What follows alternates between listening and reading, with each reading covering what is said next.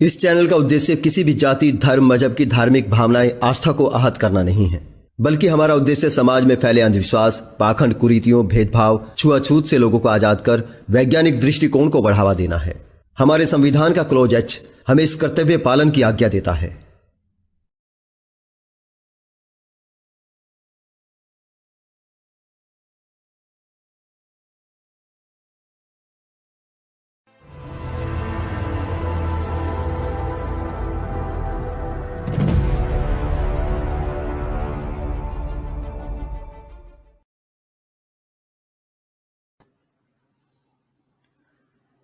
Hello, good evening, नमस्कार मेरे प्यारे भाइयों, बहनों, दोस्तों, मेरे हमदर्द, मेरे हम ख्यालों, बहुत बहुत स्वागत है आप सभी का आज की हमारी एक और लाइव स्ट्रीम में। उम्मीद करता हूं आप सभी अच्छे होंगे, सुरक्षित होंगे। दोस्तों, आज की ये लाइव स्ट्रीम बेहद खास होने वाली है। आप लोगों को ऐसी जानकारियां मिलने वाली है जो शायद अभी तक यूट्यूब पर नहीं है, कम से कम हिंदी में तो नहीं है। आज का विषय बहुत ही महत्वपूर्ण है और मैं इसे आप लोगों तक पहुंचाना बहुत जरूरी समझता हूं। हम आस्तिक लोगों से भिड़ते रहते हैं, लेकिन क्या कभी हमने सोचा है कोई व्यक्ति क्यों आस्था में जकड़ा रहता है? लाख सबूत और तथ्य दिखाने के बावजूद भी वो अपने विश्वास को बचाने की कोशिश करता है। भगवान, ईश्वर, अल्लाह, गॉड में विश्वास बनाए रखने के पीछे असल में क्या है? आस्था का मनोविज्ञान क्या है? क्या आस्तिक लोग भी जानते हैं वो भगवान में विश्वास क्यों करते हैं? दोस्तों, आज का ये एपिसोड सभी आस्तिक, नास्तिक, वास्तविक, तर्कशील, मानवतावादी लोगों के लिए बहुत जानकारी से भरपूर होगा। खुलकर लाइक कीजिए और ज्यादा से ज्यादा शेयर कीजिए। आज हो सकता है शुरुआत में कुछ कॉन्सर्ट व्यूअर हमें और आपको कम नजर आए पिछली स्ट्रीम्स की तुलना में, बट डोंट वरी, धीरे धीरे बढ़ते जाएंगे क्योंकि स्ट्रीम में कुछ चेंजेस हुए हैं और हमारा एक प्रयास रहेगा कि एक स्ट्रीम धार्मिक ग्रंथों पर आएगी और उसी के साथ साथ हो सकता है कि दोनों टॉपिक मिक्स होकर चलें। थोड़ा साइंस और थोड़ा धर्म, साइंस और धर्म एक साथ हम लेकर आए, दोनों की जानकारियां आप लोगों को साथ में दें। नहीं तो एक एक करके आएगी। एक जो स्ट्रीम होगी वो साइंस भी होगी और बेहतर नॉलेज वाली होगी।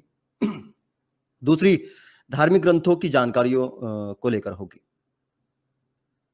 तो ज्यादा तो नहीं कहूंगा, आप इसको शेयर कीजिए और हाँ, ऐसी स्ट्रीम को शेयर करने में आपको एक मैं वादा कर सकता हूं कि जिसे भी आप शेयर करेंगे, चाहे वो कितना भी कट्टर व्यक्ति हो, वो आपको गाली नहीं देगा। बस मैं यही वादा जरूर कर सकता हूं क्योंकि यहाँ पर अभी आज की स्ट्रीम में जानकारियां होंगी और क्यों विश्वास उनके हैं ना, तो उनके लिए भी उन्हें समझने वाली बातें, उनके उनके लिए ज्यादा समझने वाली बातें होंगी। तो हमेशा की तरह हमारे हम ख्यालों को स्टूडियो में जुड़कर बात करने का लास्ट में मौका मिलेगा, थोड़ा सा इंतजार करना पड़ेगा। उससे पहले जो भगवान, ईश्वर, अल्लाह, गॉड, धर्म, ग्रंथों, इनके बचाव में कुछ कहना चाहते हैं, अपने विश्वासों के बारे में कुछ कहना चाहते हैं, धार्मिक व्यक्तियों के लिए पहले प्राथमिकता उन्हें दी जाएगी स्ट्रीम में जुड़ने के लिए। तो हमारी एक छोटी सी प्रस्तुति है, उसके बाद लिंक शेयर किया जाएगा। तो चलिए अब जरा भी देर ना करते हुए आज के विषय की ओर बढ़ते हैं और चलते हैं अर्पित जी के पास, क्योंकि आज की प्रस्तुति वही देने वाले हैं। बहुत बहुत स्वागत है सर आपका। थैंक यू हेमंत जी, और सभी दर्शकों का भी बहुत बहुत स्वागत है इस लाइव स्ट्रीम में। जी सर, आज के विषय के बारे में थोड़ा बताएं और फिर आप स्टार्ट कर सकते हैं। जी, देखिए, जैसा कि आपने बता ही दिया था और मैं थोड़ा सा और लोगों को समझा देता हूँ कि हम देखते हैं अपने आसपास कि बहुत सारे, ज़्यादातर लोग जो हैं धार्मिक हैं और किसी भी हो सकता है वो अलग अलग धर्मों में आस्था रखते हों, अलग अलग कल्ट्स हों, अलग अलग विश्वास हों उनके। लेकिन एक चीज़ कॉमन देखने को हमें मिलती है ह्यूमन सोसाइटी के अंदर कि हम लोग बहुत ही ज़्यादा एक आस्थावान तरह के लोग हैं। मतलब हम वैसे तो हमें कोई वैसे बेवकूफ़ नहीं बना सकता, लेकिन जहाँ आस्था की बात आती है तो हम ईज़िली बेवकूफ़ बन जाते हैं। हम ईज़िली ऐसी चीज़ों में विश्वास करने लगते हैं कि जिनकी की एग्ज़िस्टेंस का कोई प्रूफ़ नहीं है। और न केवल हम विश्वास करते हैं बल्कि अपना पूरा जीवन उनके ऊपर आधारित कर देते हैं। तो ये एक ऐसी चीज़ है जो कि कई बार आश्चर्य में डालती है कि आखिर ऐसा क्या है? आखिर रिलिजन के अंदर, धर्म के अंदर आखिर ऐसा क्या है जिसकी वजह से ये सब होता है? तो आज के इस लाइव स्ट्रीम में हम जो अभी प्रेज़ेंटेशन दूँगा मैं उसमें यही सारी चीज़ें आपको समझाने की कोशिश करूँगा। तो बने रहिए साथ में और इस लाइव स्ट्रीम को ज़्यादा से ज़्यादा शेयर कीजिए ताकि ये जो नॉलेज है वो ज़्यादा से ज़्यादा लोगों तक पहुँच सके। तो दोस्तों फिर ज़्यादा टाइम ना लेते हुए जल्दी ही हम इसको शुरू करेंगे। ह्यूमन जी? जी, जी, बिल्कुल सर, स्टार्ट करें सर। तो दोस्तों शेयर कर दीजिए फटाफट और लाइक करते चलें साथ के साथ। जी।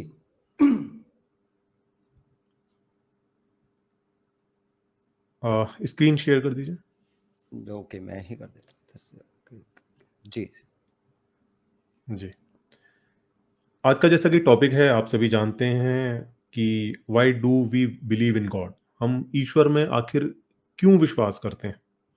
ईश्वर एक ऐसी एंटिटी जिसका दावा हज़ारों साल से किया जा रहा है। हमें इतिहास में प्रमाण मिलते हैं और उसके साथ के साथ हम देखते हैं कि इतने हज़ारों सालों से दावा हो रहा है लेकिन आज तक भी कोई भी ईश्वर को किसी भी तरह से सिद्ध नहीं कर सका है। कोई भी एविडेंस नहीं दे सका है कि कोई एंटिटी वास्तव में एग्जिस्ट करती भी है। लेकिन फिर भी पता नहीं क्या वजह है कि इतनी बड़ी जो ह्यूमन पॉपुलेशन है, वो इस विश्वास में पड़ी हुई है और इससे बाहर नहीं निकल पाती। चाहे आप उन्हें कितने ही प्रमाण दिखा दें, चाहे कितनी ही आप चीज़ें उनके सामने रख दें, तथ्य रख दें, तर्क रख दें, लेकिन फिर भी वो पता नहीं क्यों इस विश्वास को नहीं छोड़ना चाहते।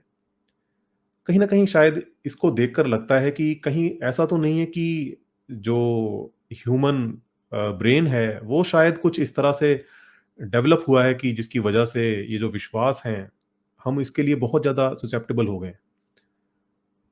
हम ईज़िली इन चीज़ों में विश्वास कर लेते हैं या हमें शायद ऐसा विश्वास करना अच्छा लगता है या शायद ये कुछ हमारे ब्रेन को कुछ रिलीफ़ देता है या मेबी कुछ ब्रेन की केमिस्ट्री ऐसी है जो कि हमें इस तरह की चीज़ों के लिए अट्रैक्ट कर देती है। तो आज हम इस प्रेज़ेंटेशन के अंदर हम एक्चुअल में यही चीज़ समझने वाले हैं कि आखिर हमारे ब्रेन के अंदर ऐसा क्या है? या ये जो जो चेंजेज़ जो आए हैं और ये जो जैसे कि हम जानते हैं कि ये जो सारी जो चीज़ें होती हैं जो कि एवोल्यूशन के थ्रू ही कोई भी जो नया जो गुण विकसित होता है वो एवोल्यूशन के थ्रू ही होता है। तो हम ये भी समझेंगे कि आखिर एवोल्यूशन के दौरान ऐसा क्या हुआ कि जो ह्यूमन पॉपुलेशन जो डेवलप हुई, वो इस तरह की चीज़ों में विश्वास रखने लगी। तो ये समझने के लिए सबसे पहले हम अ, ब्रेन के बारे में थोड़ी-सी बात कर लेते हैं।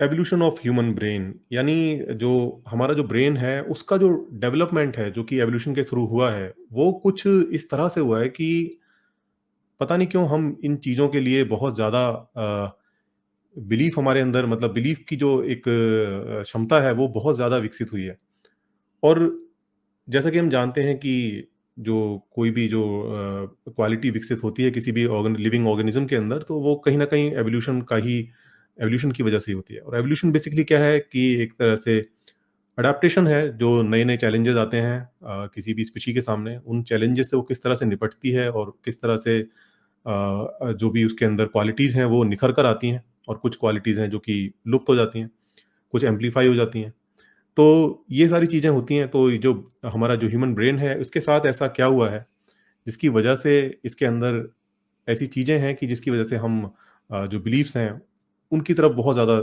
झुक जाते हैं। तो इसको समझने के लिए सबसे पहले तो एवोल्यूशन को हम बहुत ही छोटे में, बहुत ही संक्षेप में समझ लेंगे। बहुत ज़्यादा इस पर डिटेल में नहीं जाऊँगा मैं, क्योंकि ऑलरेडी इस पर मैं काफ़ी बोल चुका हूँ और वीडियोज़ वगैरह भी आप चैनल पर जाकर इसको डिटेल में समझ लीजिएगा, लेकिन यहाँ पे बस बहुत बिल्कुल शॉर्ट में आपको समझा देता हूँ। एवोल्यूशन मतलब चेंज ओवर टाइम, यानी समय के साथ बदलाव। और जब बायोलॉजिकल एवोल्यूशन की बात करते हैं, मतलब जो एवोल्यूशन जो कि लिविंग ऑर्गेनिज्म के अंदर होता है, तो वहाँ पर उसका मतलब होता है कि एक ऐसा चेंज जो कि किसी लिविंग ऑर्गेनिज्म की पॉपुलेशन में होता है समय के दौरान। एक जो पॉपुलेशन है वो हुई पूरी बदल जाती है धीरे-धीरे समय के दौरान। और वो क्यों बदलती है, तो उसके पीछे का जो रीज़न था वो चार्ल्स डार्विन ने हमको बताया कि उसके पीछे जो रीज़न है वो है नेचुरल सिलेक्शन। नेचुरल सिलेक्शन का जो मैकेनिज़्म जो उन्होंने दिया, उसके थ्रू हम इस चीज़ को समझ पाए कि आखिर ऐसा होता कैसे है। और नेचुरल सिलेक्शन बेसिकली क्या है कि हम देखते हैं कि जो लिविंग ऑर्गेनिज्म है वो ज़रूरत से ज़्यादा बच्चे पैदा होते हैं हमेशा। मतलब कभी भी आप देखें कि अ, बहुत सारे बच्चे पैदा होते हैं, लेकिन उनमें से सभी बचते नहीं हैं। किसी भी लिविंग ऑर्गेनिज्म में देख लें कि जितना उनका रिप्रोडक्शन होता है, उसमें से कुछ ही सर्वाइव कर पाते हैं, कुछ ही आगे जा पाते हैं, बाकी बहुत सारे जो हैं वो बीच-बीच में मर जाते हैं किसी न किसी कारण से। और जो बचते हैं, और जैसा कि हम जानते हैं, जेनेटिक्स जेनेटिक्स ने हमें बताया कि जो लोग बचते हैं वो जब अपनी पॉपुलेशन बढ़ाते हैं, तो उनका जो जीन होता है, उनका जो डीएनए होता है वो आगे बढ़ता है। तो इसका मतलब यहाँ पर क्या है कि और जैसा कि हम जानते हैं कि जो हमारा डीएनए होता है, उसी के अंदर जो भी हमारे गुण हैं, जो भी ट्रेट्स हैं, वो वहीं उसी के अंदर एनकोडेड होते हैं। तो इसका मतलब है कि नेचर जो है कुछ खास जो गुण हैं उनको आगे बढ़ने का मौका देता है, और कुछ जो गुण हैं जो कि नहीं आगे बढ़ पाते हैं। और उसमें जब हम देखते हैं तो हमें पता चलता है कि जो आगे बढ़ते हैं उनके अंदर कुछ खास ऐसी क्वालिटी होती है, कुछ ऐसी चीज होती है जो कि उस पर्टिकुलर एनवायरनमेंट में उनको ज्यादा फिट बनाती है सर्वाइवल के लिहाज से। तो इस वजह से वो आगे बढ़ पाते हैं, और वो आगे बढ़ते हैं, और फिर वो आगे नई पॉपुलेशन आती है, और वो नई जनरेशन आती है, और वो नई जनरेशन में से भी वो लोग जो कि ज़्यादा फिट हैं उस एनवायरनमेंट में, तो वो लोग अपनी जनरेशन आगे बढ़ा पाते हैं। तो इस तरह से ये सोचिए कि generation by generation, generation by generation, ये इस तरह का सिलेक्शन होता जाता है। और इस सिलेक्शन की वजह से ही जो है वो चेंज जो है वो धीरे-धीरे स्थापित होते जाते हैं, और एक समय ऐसा आता है कि जब कि एक अच्छी खासी जो बड़ी पॉपुलेशन है वो अपनी एंसेस्टर से काफ़ी हद तक अलग हो जाती है। इतनी अलग हो जाती है कि हम कह सकते हैं कि ये वो एक नई स्पीशी बन गई है। तो इस तरह से एवोल्यूशन वर्क करता है, और जो ह्यूमन एवोल्यूशन हुआ है वो भी इसी तरह से हुआ है, और उसी की वजह से जो है आज जो हम हैं, तो वो कहीं न कहीं हमारे जो इतिहास की जो छाप है वो हमारे ऊपर है। क्योंकि हम उन्हीं रास्तों से निकल कर आए हैं, और उन्हीं चीज़ों ने हमें शेप किया है। तो जो चीज़ें जिन चीज़ों ने हमें शेप किया है, तो उनकी जो छाप है वो अभी तक हमारे अंदर से गई नहीं है, और वो भी कहीं न कहीं हमें प्रेरित करती है। जो लिविंग ऑर्गेनिज़्म है वो हम कह सकते हैं एक तरह से सर्वाइवल मशीन्स हैं। एक मशीन है जिसका एक एक ही उद्देश्य है कि वही मुझे सर्वाइव करना है। और सभी उसमें सफल नहीं होते हैं, जो सफल होते हैं जैसा कि मैंने बताया उन्हीं का जीन आगे जाता है। और जैसा कि हम देखते हैं कि कुछ एनिमल्स होते हैं जो कि अ, एक ग्रुप में रहते हैं, एक समूह में रहते हैं। आप देखेंगे कि चींटियाँ हैं, जैसे बहुत बहुत सी प्रजाति के इंसेक्ट्स हैं, जैसे चींटियाँ हैं, मधुमक्खियाँ हैं, और आपका दीमक हैं, ये सब जो इंसेक्ट्स हैं, आप देखेंगे एक समूह में रहते हैं, और इनका जो आपने अगर डिस्कवरी चैनल्स पे देखा होगा इनके बारे में, तो आपको पता चलेगा कि ये बड़े मतलब इनका भी मतलब समाज में जैसे हर किसी का एक स्थान होता है, उस तरह से यहाँ वहाँ पर भी सबके काम डिवाइड होते हैं, और सब अपना-अपना काम करते हैं, और उसी वजह से वो अपने समूह में रह पाते हैं। और भी इस तरह से देखें तो बहुत सारे देखेंगे तो और भी जानवर हैं, जैसे कि बंदर हैं, या शेर हैं, जो कि समूह में ग्रुप में रहते हैं, या कुत्ते हैं, जंगली कुत्ते हैं, या हाइनाज़ हैं वगैरह, ये सब भी अपने समूह में रहते हैं, और समूह में मिलकर ये शिकार करते हैं, मिलकर उसको बाँट कर खाते हैं, और वहाँ पर भी आप देखेंगे कि हर किसी का जो स्टेटस है, वो निर्धारित रहता है, कि किसको क्या करना है वो फिक्स रहता है, कि किसको अगर कोई शिकार मारा जाएगा तो उसमें पहले किसको हिस्सा मिलेगा, बाद में किसको मिलेगा, और कौन बच्चों की देखभाल करेगा, कौन बच्चों की देखभाल के लिए रुकेगा वहाँ पर, कौन शिकार पर जाएगा। तो ये सारी चीज़ें वहाँ पर डिसाइड होती हैं पहले से ही। लेकिन आप यहाँ पर एक चीज़ सोचिए कि हम अक्सर सोचते हैं कि यार हम लोगों को तो भाई जब हम छोटे होते हैं तो हमें तो जैसे हमारा माँ-बाप सिखाते हैं, जैसे हमारा समाज सिखाता है, हम उस तरह से सीख कर बड़े होते हैं। लेकिन ये जानवर हैं, इनको कौन सिखाता है? ये कहाँ से सीख कर आते हैं? भई इनके पास तो कोई ऐसी किताब नहीं है, कोई सी इंस्ट्रक्शन मैनुअल नहीं है जो कि इन्हें बताती हो कि भई आपको कैसे-कैसे करना है, क्या स्टेटस रहेगा आपका और किस तरह से किसको सम्मान करना है आपको और किसका कहना मानना है, ये सब और किसको रूल करना है, ये सब चीज़ें इनको कौन सिखाता है? तो एक्चुअल में ये सब जो क्वालिटीज़ हैं, ये भी एवोल्यूशन के थ्रू ही आई हैं। एवोल्यूशन ने इनके ब्रेन को इस तरह से वायर किया है कि वो इन सब आदतों के साथ ही पैदा होते हैं। उन्हें पता होता है, उन्हें जन्म के साथ ही पता होता है कि उन्हें क्या करना है। तो यहाँ से एक शंका पैदा होती है कि अगर जानवरों के साथ ऐसा है, तो सेम चीज़ इंसानों के साथ भी हो सकती है। ये ऐसा बिल्कुल संभव है कि शायद हम भी कुछ वायरिंग के साथ आते हैं। ऐसा नहीं है कि इंसान बिल्कुल एक खाली स्लेट की तरह होता है कि वो उसे कुछ भी पता नहीं होता या कुछ उसके दिमाग में कुछ पहले से कुछ वायरिंग नहीं होती, पहले से कुछ प्रोग्रामिंग नहीं होती। हमारे जैसे बच्चे हैं, बच्चे को पता होता है कि दूध कैसे पीना है और भी बहुत सारी चीज़ें होती हैं या भूख लग रही है तो रोना है। और आप एक चीज़ और नोटिस करें कि जैसे बच्चे बड़े होते हैं तो उनके नेचर में भी फ़र्क हमें दिखने लगता है। मतलब एक ही माँ-बाप के 2 जो अलग-अलग बच्चे हैं, उनके नेचर में भी फ़र्क होता है। तो इसका मतलब है कि अभी तो इतने छोटे बच्चे हैं, उनको किसने क्या सिखा दिया होगा, लेकिन फिर भी जो जो उनके नेचर का फ़र्क है, वो हमें सामने से दिखता है। तो इसका मतलब है कि कुछ ना कुछ तो ऐसी जो पहले से प्रोग्रामिंग है, जो कि हमारे ब्रेन के साथ आती है। और जब हम जानवरों को देखते हैं, तो ये चीज़ अच्छे से समझ आ जाती है कि हाँ, कुछ ना कुछ तो है, जो कि पहले से है दिमाग के अंदर। तो बेसिकली आज जो हम इस पर चर्चा करने वाले हैं, तो हम यही समझने की कोशिश करेंगे आखिर दिमाग में ऐसी क्या प्रोग्रामिंग है? और दिमाग की जो प्रोग्रामिंग है, वो बेसिकली आई तो अडॉप्टेशन के ज़रिए है, लेकिन रिलिजन ने उसे किस तरह से हाइजैक किया है? रिलिजन ने किस तरह से उस प्रोग्रामिंग को जो कि पहले से मौजूद है, हमारे सर्वाइवल के लिहाज से या हमारे हमने जो पीछे जो हमारे जो पूर्वजों का जो इतिहास रहा है और उसके दौरान उन्होंने जो-जो चीज़ें जो-जो एबिलिटीज़ गेन की हैं और उसकी वजह से जो चीज़ें हैं हमारे दिमाग में, उनको रिलिजन ने किस तरह से अपने फ़ायदे के लिए यूज़ करा है। ह्यूमन एवोल्यूशन की बात करें तो ये करीब 60 लाख साल का सफ़र है, जिसमें कि ऑस्ट्रेलोपिथेकस से लेकर और होमो सेपियंस तक तमाम बीच में स्पीशीज़ हैं, जो कि जहाँ से इवॉल्व होते हम यहाँ तक पहुँचे हैं। और आज से 50,000 साल पहले केवल केवल ऐसा नहीं था कि आज से 50,000 साल पहले केवल एक ही स्पीशी मौजूद थी। उस समय इस धरती के ऊपर ह्यूमन्स की 4 अलग-अलग स्पीशीज़ मौजूद थी। उनमें से एक स्पीशी थी होमो सेपियंस और अलग-अलग रीजन्स की वजह से बाकी जो स्पीशीज़ हैं वो सर्वाइव नहीं कर पाई, एक्सटिंक्ट हो गई और सिर्फ़ होमो सेपियंस ही बची रही। तो अगर ऐसा हुआ है तो कुछ ना कुछ ज़रूर हमारे अंदर ख़ासियत रही होगी, कुछ ना कुछ हमारे जो पूर्वज हैं उनके अंदर कुछ ना कुछ तो ख़ास ऐसा रहा होगा, कोई ऐसी ख़ास क्वालिटी तो रही होगी, जिसकी वजह से वो एक्सटिंक्ट नहीं हुए और बाकी जो स्पीशीज़ थी वो एक्सटिंक्ट हो गई। हमारी जो जेनेटिक्स की जो स्टडीज़ हैं, वो हमें ये भी बताती हैं कि लगभग 1 लाख साल पहले, 1 लाख साल से 70,000 साल के बीच में एक पीरियड ऐसा था कि जबकि हमारी भी जो पॉपुलेशन थी, हमारी जो होमो सेपियंस की भी जो पॉपुलेशन थी, वो इतनी कम हो रह गई थी कि शायद 600 ही ब्रीडिंग इंडिविजुअल्स भी बचे थे। मतलब 600 लोग ही ऐसे बचे थे जो कि बच्चे पैदा कर सकते थे, रिप्रोड्यूस कर सकते थे। और वहाँ से जो पॉपुलेशन है फिर वहाँ से बढ़ना शुरू हुई है और आज हम 7 बिलियन हो गए। तो इस दुनिया में चाहे कोई इंसान कहीं भी हो, किसी भी देश में हो, किसी भी धर्म से बिलॉन्ग रखता हो, वो सभी वास्तव में किसी भी धर्म से हो, किसी भी रेस से हो, किसी भी देश से हो, वो सभी वास्तव में इन 600 लोगों की ही संतान है।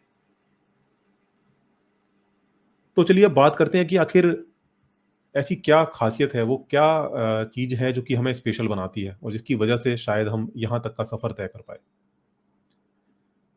तो ये जो आप देख रहे हैं यहाँ पर 4 स्पीशीज़ के ब्रेन यहाँ पर आप देख सकते हैं। इसमें जो सबसे आपकी लेफ्ट साइड में है वो ऑस्ट्रेलोपिथेकस का है, और बीच में जो है होमो इरेक्टस है, और सबसे राइट में जो है वो होमो सेपियंस है। तो हम एक चीज़ इसमें जो सबसे जो मेजर जो हम इसमें नोटिस कर सकते हैं वो है ब्रेन साइज़। जो ऑस्ट्रेलोपिथेकस है उसका जो ब्रेन साइज़ है वो होमो इरेक्टस के आते-आते डबल हो जाता है। मतलब होमो इरेक्टस का जो ब्रेन साइज़ है वो ऑस्ट्रेलोपिथेकस से डबल हो जाता है, और होमो सेपियंस में आकर वो ट्रिपल हो जाता है, 3 गुना बढ़ जाता है। तो एक ब्रेन साइज़ में एक हमें इम्प्रूवमेंट देखने को मिलता है, और ब्रेन साइज़ में अगर हम पर्टिकुलर किसी हिस्से की बात करें, तो जो सबसे ज़्यादा जिसमें इम्प्रूवमेंट हुआ है तो वो है जो फ्रंट का जो हिस्सा है, जिसे फ्रंटल लोब भी कहते हैं, या जो ह्यूमन्स में आप देख सकते हैं कि जो आगे का जो माथा होता है, वो काफ़ी हद तक गोल हो गया है, काफ़ी गोल हो गया है in comparison to the Australopithecus और होमो इरेक्टस। तो इस हिस्से में काफ़ी बढ़ोतरी हुई है, हम ये देखते हैं। और जैसे कि हमें स्टडीज़ बताती हैं, जो कि ब्रेन पर जो भी स्टडीज़ हुई हैं, वो हमें बताती हैं कि ये वाला जो हिस्सा है, ये जो हमारा जो सोशल बिहेवियर है, जो समाज में हम किस तरह से बर्ताव करते हैं, समाज से किस तरह से हम संबंध बनाते हैं, रहते हैं, उन सब चीज़ों को कंट्रोल करने के लिए बहुत ज़्यादा इम्पोर्टेंट है। और यहाँ से हमें ये भी पता चलता है कि शायद इस वजह यही है कि जो हम इतने जो सामाजिक हैं, जो हमारा मानव समाज है, वो इतना ज़्यादा अपने सामाजिक संबंधों में इतना गुथा हुआ है, उसके पीछे कहीं न कहीं यही वजह है कि क्योंकि जो हमारे जो पूर्वज थे, वो अकेले सर्वाइव नहीं कर सकते थे। उन्हें एक समूह की ज़रूरत थी, और समूह की जब ज़रूरत होती है, तो समूह में रहने के लिए एक समूह की भावना की ज़रूरत होती है, और जो कि पहले से प्रोग्राम्ड होनी चाहिए। ऐसा नहीं कि बाद में आप उसको सिखा सकते हैं। जो समाज में रहने की भावना जो होती है, वो ब्रेन के अंदर ही है, और वो आगे हम जब देखेंगे, चीज़ों को समझेंगे, तो आपको वो चीज़ समझ में आएगी। ये देखिए, ये जो पूर्वज हैं हमारे, इन्होंने समूह में रहना सीख लिया था, और यही उनको पता था कि भई समूह में रहेंगे तो ही बचे रहेंगे, और समूह में रहने की वजह से बहुत सारी चीज़ें डेवलप हुई। एक ग्रुपीनेस जिसको कहते हैं, कि समूह में रहने की जो भावना है, उसका विकास हुआ। और इसमें जब हम देखते हैं, जैसे कि मैंने बताया था कि जब जब होमो सेपियंस आज से 50,000 साल पहले जो हमारे पूर्वज थे, तो वही अकेली एक स्पीशी नहीं थे उस समय पर, होमो स्पीशी नहीं थे उस समय, और भी मानव प्रजातियाँ मौजूद थीं इस धरती पर। और ज़ाहिर-सी बात है कि उनमें आपस में कॉम्पिटिशन रहा होगा, और न केवल उनमें, बल्कि विद इन स्पीशी भी कॉम्पिटिशन रहा होगा। यानी जो होमो सेपियंस के भी जो अलग-अलग ग्रुप्स थे, उनके बीच में भी आपस में कॉम्पिटिशन रहा होगा। तो वहाँ पर बचे रहने के लिए समूह की भावना बहुत ज़्यादा ज़रूरी थी। और इसी वजह से हम देखते हैं कि समूह की भावना जो है हमारे अंदर बिल्ट इन है, पहले से ही मौजूद है। आप इसको इस तरह से समझ सकते हैं कि अगर आप देखें कि रैंडमली कुछ बच्चों को लीजिए, 10 बच्चों को लीजिए, उनको 5-5 के समूह में बाँट दीजिए, और उनको फिर किसी गेम में लगा दीजिए, 2 टीम बना दीजिए उनकी, और उन्हें किसी गेम में लगा दीजिए। आप देखेंगे कि वो हर बच्चा, जबकि जो टीम है उसकी कोई फिजिकल एक्जिस्टेंस नहीं है। वो सिर्फ़ आपने एक उनको कल्पना दी है कि भई तुम इस टीम का हिस्सा हो, तुम इस टीम का हिस्सा हो। लेकिन वो कल्पना भी कितना काम करती है कि वो उस टीम को ही सच मान लेते हैं, और उसके लिए समर्पित हो जाते हैं। और हर जो बच्चा है वो इसी के लिए अपना जी-जान लड़ा देता है कि भई किसी तरह से जो उसकी उसकी जो टीम है वो जीत जाए। तो ये जो समूह की भावना है, ये कहीं न कहीं हमारे जो ब्रेन के अंदर है, पहले से ही प्रोग्राम्ड है, जो कि जब हम इस तरह की चीज़ें देखते हैं, तो वो सामने आ जाती है। रिलिजन ने क्या करा है, इस समूह की भावना को भी मिसयूज़ करा है। ये जो एडैप्टेशन है, जो कि हमें एवोल्यूशन के थ्रू मिला है, इसको मिसयूज़ करा है। तो आखिर ये जो मिसयूज़ है, ये किस तरह से मतलब काम करता है? इसको थोड़ा-सा समझ लेते हैं, इसको आपको फिर आसानी होगी। तो ये पिक्चर जो आप सामने देख रहे हैं, इसको हम बोलते हैं फ़ास्ट फ़ूड, और इसके नुकसानों के बारे में आजकल आजकल क्या, काफ़ी पहले से आप लोग आर्टिकल्स पढ़ रहे होंगे, भई फ़ास्ट फ़ूड के नुकसान है, ये नहीं खाना चाहिए, ये नहीं, वो नहीं। लेकिन फिर भी जो भी देख रहा होगा इसको, एक बार तो मुँह में उसके पानी आ ही गया होगा। आखिर क्यों हमें इतना अच्छा क्यों लगता है? फ़ास्ट फ़ूड में ऐसा क्या है कि जो हमें इतना पसंद है? फ़ास्ट फ़ूड की जो चेन्स हैं दुनिया भर में फैली हुई हैं, और वो कितने पैसे छापती हैं। सोचो, ये जो कोल्ड ड्रिंक बनाने वाली जो कंपनीज़ हैं, सिर्फ़ पानी पानी है, इसके अंदर शुगर है, हाई अमाउंट में शुगर है, और फ्लेवर है, बस। और कितना पैसा छापा है इन्होंने। और जबकि आपको बता दूं कि जो शुगर है, जो कि हम आजकल घरों में यूज़ करते हैं और हम कभी सोचते भी नहीं कि ये कहाँ से आई, ये एक्चुअल में बहुत रीसेंट डिस्कवरी है। ये कोई बहुत पुराने समय से हमारे पूर्वज नहीं जानते थे शुगर वगैरह के बारे में। ये भी कुछ पीछे मेरे ख्याल से 16th या 17th सेंचुरी के आसपास की डिस्कवरी है। तब जाके, और उस समय लग्ज़री हुआ करती थी, ये सबको अवेलेबल नहीं होती थी। जो बड़े-बड़े, जो जिनके राजा महाराजा या अच्छी खासी जो रसूख वाले लोग होते थे, उनको ही अवेलेबल होती थी। आज जो है हर किसी के पास मौजूद है।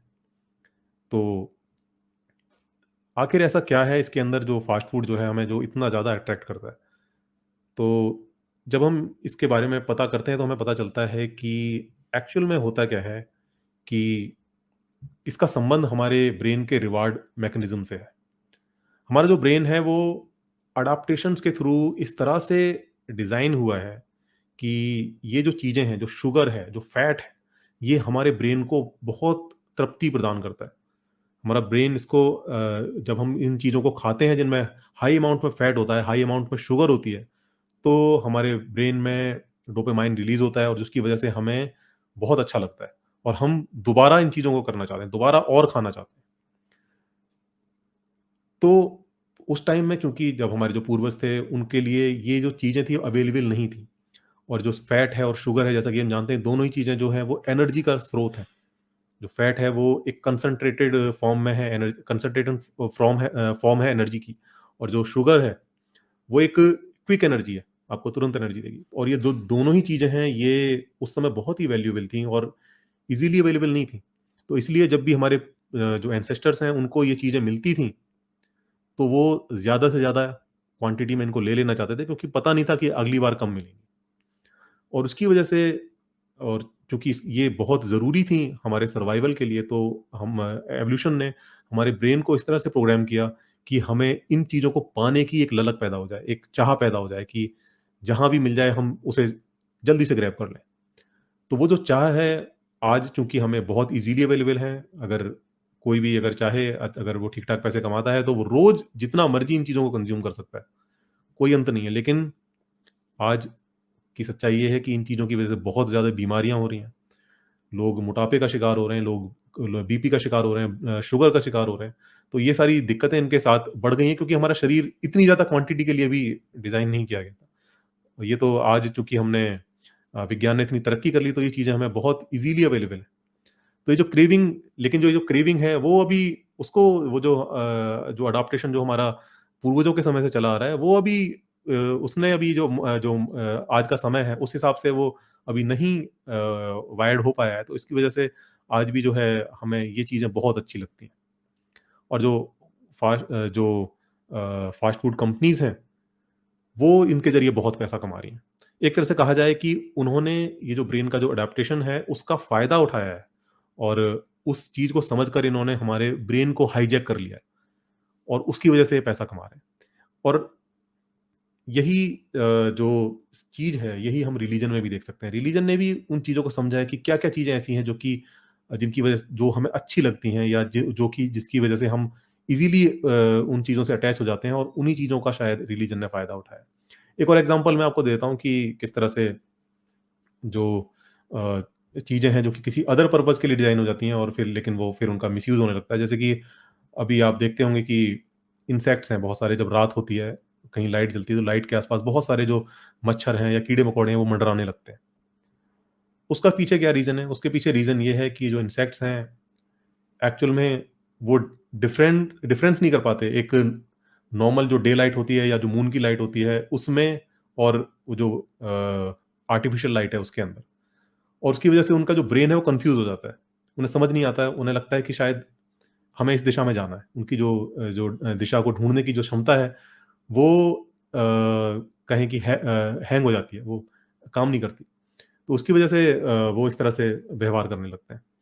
तो क्योंकि उनका जो एडाप्टेशन है, जो जितने भी जो इंसेक्ट्स हैं, उनके बारे में यदि आप स्टडी करेंगे तो आपको पता चलेगा कि ये जो अपना रास्ता ढूँढने के लिए जो स्टार्स हैं, उनकी लाइट, मून की लाइट और इन सब चीज़ों का प्रयोग करते हैं, उसके ज़रिए वो अपना रास्ता खोजते हैं। लेकिन जब ये जो आर्टिफ़िशियल लाइट्स होती हैं, ये उनको कन्फ्यूज़ कर देती हैं, और जिसकी वजह से वो वहाँ पर चक्कर काटने लगते हैं। तो सेम ही चीज़ रिलिजन के साथ भी है, हो रही है। एक चीज़ है जो कि और हमें मिली है एवोल्यूशन के थ्रू, वो है अटैचमेंट सिस्टम, और जिसके बिना हम यहाँ तक नहीं पहुँच सकते थे। और ये अटैचमेंट जो है जितनी भी मैमल स्पीशीज़ हैं उनके अंदर बहुत ईज़िली देखा जा सकता है। जो माँ है वो अपने बच्चे को बहुत अच्छे से पालती है और पूरी उसकी केयर करती है, उसको खाना खिलाती है, उसको बड़ा करती है, उसकी सुरक्षा करती है।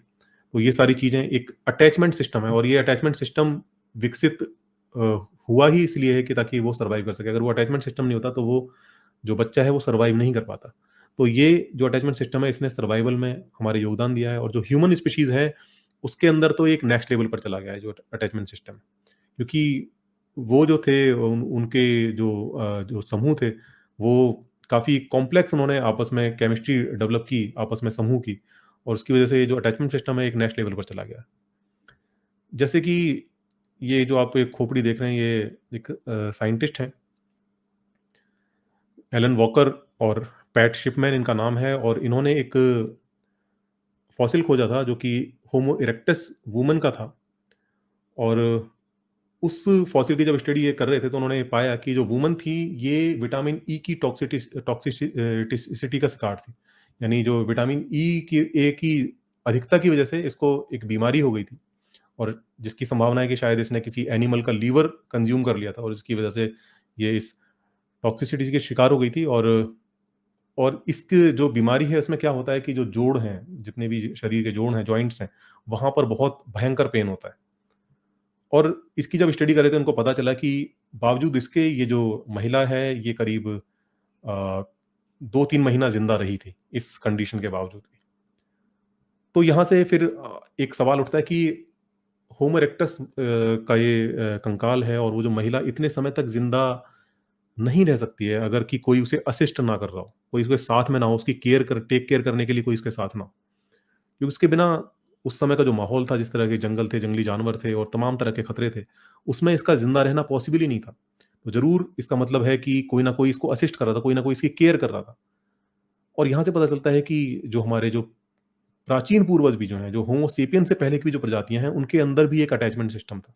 वो भी जो है अपने नज़दीकी लोगों से, समूह के लोगों से, परिवार के लोगों से, अपने बच्चों से अटैच्ड होते थे, उनसे प्यार करते थे। और आज के जो वर्तमान होमो सेपियंस हैं, उनके अंदर तो ये अटैचमेंट सिस्टम जो है बहुत ही अलग-अलग तरीकों से देखा जा सकता है। हम ना केवल अपने प्रियजनों से अटैच होते हैं, अपने बच्चों से अटैच होते हैं, अपने दोस्तों से, अपने रिश्तेदारों से, बल्कि हम अपने सामानों से भी अटैच हो जाते हैं। हमें अपने सामानों से भी प्यार हो जाता है, हमारी घर की जो चीज़ें होती हैं, उनसे भी हमें प्यार हो जाता है। कई बार मैंने भी देखा है कि लोग जब अपनी गाड़ी बेच रहे होते हैं, तो जिस गाड़ी के साथ उन्होंने जो भी अपने 4-5 साल निकाले, तो वो जब वो गाड़ी को बेचते हैं, तो वो गाड़ी जा रही होती है, तो उसको देखकर वो रोने लगते हैं। उससे उनको उससे भी अटैच हो जाते हैं वो लोग। उसको देखकर भी उनके आँसू आने लगते हैं। तो ये एक अलग ही तरह का अटैचमेंट सिस्टम है जो ह्यूमन्स के अंदर, ये शायद एक अलग ही लेवल पर चला गया है, कि हम अपने सामानों से भी अटैच हो जाते हैं। जो बच्चे हैं, वो अपने खिलौनों से अटैच हो जाते हैं। तो ये जो चीज़ है, इसका भी कहीं न कहीं रिलिजन ने फ़ायदा उठाया है, और वो फ़ायदा इस तरह से उठाया है कि जो रिलीजन है उसने कुछ ऐसी फिगर्स पैदा की हैं, ऐसी अटैचमेंट फिगर्स पैदा की हैं कि जिनसे हम अटैच हो जाते हैं। और वो फिगर्स ऐसी हैं जो कि जिनके अंदर ऐसी क्वालिटीज़ हैं जो कि नॉर्मली पॉसिबल नहीं है किसी के अंदर। क्योंकि जो हमारी चाहे मटेरियल चीज़ें हों जितनी भी, जो कि हमारा कोई भी सामान हो, कोई खिलौना हो या गाड़ी हो, मकान हो, या कोई हमारा प्रियजन हो, वो हमेशा रहने वाले नहीं हैं। ये हम जानते हैं कि ये चीज़ें जो है हमेशा नहीं रहेंगी। लेकिन रिलीजन ने जो एक अटैचमेंट फिगर पैदा पैदा की है, जिसको कि हम गॉड कहते हैं, वो हमेशा रहती है। वो हमेशा हमारे साथ रहती है। वो बताया जाता है कि वो हमेशा आपके साथ है। वो हमेशा आपके ऊपर कृपा कर रही है, आपके ध्यान रख रही है। तो ये एक अलग ही लेवल की अटैचमेंट फिगर पैदा होगी। ठीक उस आप इसको उससे कंपेयर कीजिए, जैसे कि मैंने आपको बताया था कि जो फास्ट फूड है, जो कि अ, एक समय पर अवेलेबल नहीं था, लेकिन आज जो फास्ट फूड कंपनीज़ हैं, उन्होंने उसको अवेलेबल करा दिया है, और आज जो हमारी जो कह सकते हैं जो अर्थव्यवस्था है, उसकी वजह से ज़्यादातर लोग इस कंडीशन में हैं कि वो उसे ईज़िली कंज़्यूम कर सकते हैं। उनके लिए कोई दिक्कत नहीं है उसको कंज़्यूम करने में। और उन्होंने उसको इतना एडवर्टाइज़ किया है और इतना ज़्यादा आपके लिए ईज़ी टू अवेलेबल बना दिया है कि आप खाते हैं उसको, ना चाहते हुए। आपको पता है कि उसके तमाम बीमारियाँ हैं, उसमें तमाम चीज़ें हैं, लेकिन फिर भी जो आपका दिमाग है, आपको धकेलता है उस तरफ कि आप जाओ उसे खा लो। तो ठीक इसी तरह जो रिलीजन है, उसने जो अटैचमेंट फिगर्स पैदा की हैं, वो भी इतनी ज़्यादा सुपर ह्यूमन है कि हम उनकी तरफ अट्रैक्ट हो ही जाते हैं, क्योंकि वो चीज़ें देती हैं जो कि नॉर्मल चीज़ें दे ही नहीं सकती। नॉर्मल जो अटैचमेंट फिगर्स हैं हमारे लाइफ में, वो दे ही नहीं सकती।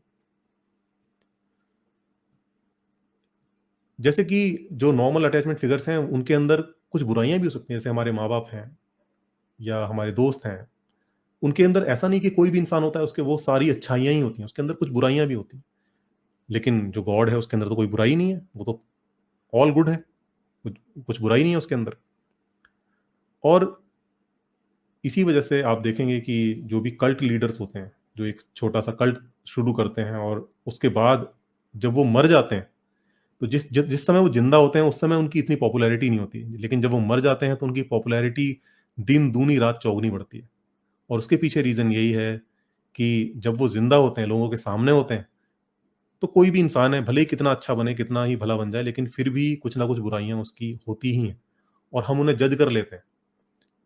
वो हमारे सामने होते हैं, तो हम उन्हें जज कर लेते हैं। वो हमारी जो नज़र है, उससे बच नहीं पाते। लेकिन एक बार अगर वो मर गए, तो फिर हमारे पास उनको जज करने के लिए कुछ बचता नहीं है।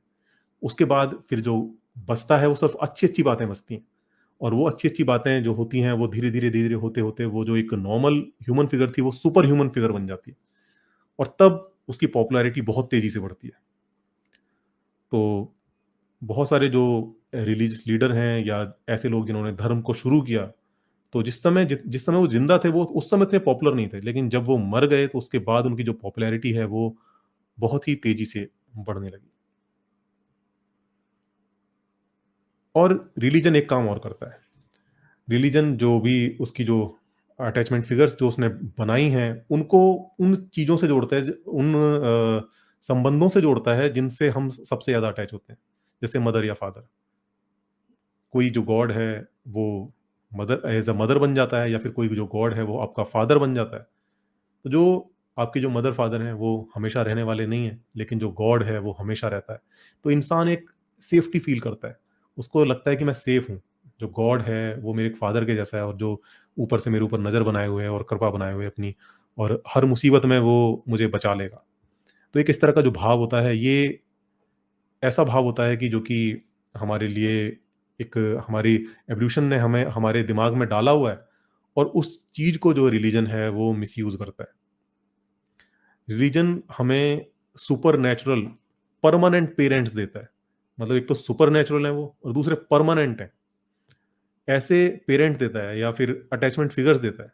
बिल्कुल उसी तरह जैसे कि फास्ट फूड, और जिस तरह फास्ट फूड के लिए हम एक बार खाने के बाद उसके आदी हो जाते हैं, हमें और चाहिए होता है कि यार दोबारा खाएँ। सेम वही चीज़ जो है, ये जो रिलीजियस फिगर्स होती हैं, जो रिलीजन बनाता है, जो अटैचमेंट फिगर्स जो पैदा करता है गॉड के नाम पर, सेम चीज़ उनके साथ भी होती है। ये हमारा ह्यूमन ब्रेन है, और इसके बारे में कुछ चीज़ें समझेंगे कि आखिर इसमें ऐसा क्या है जिसकी वजह से ऐसा हो जाता है।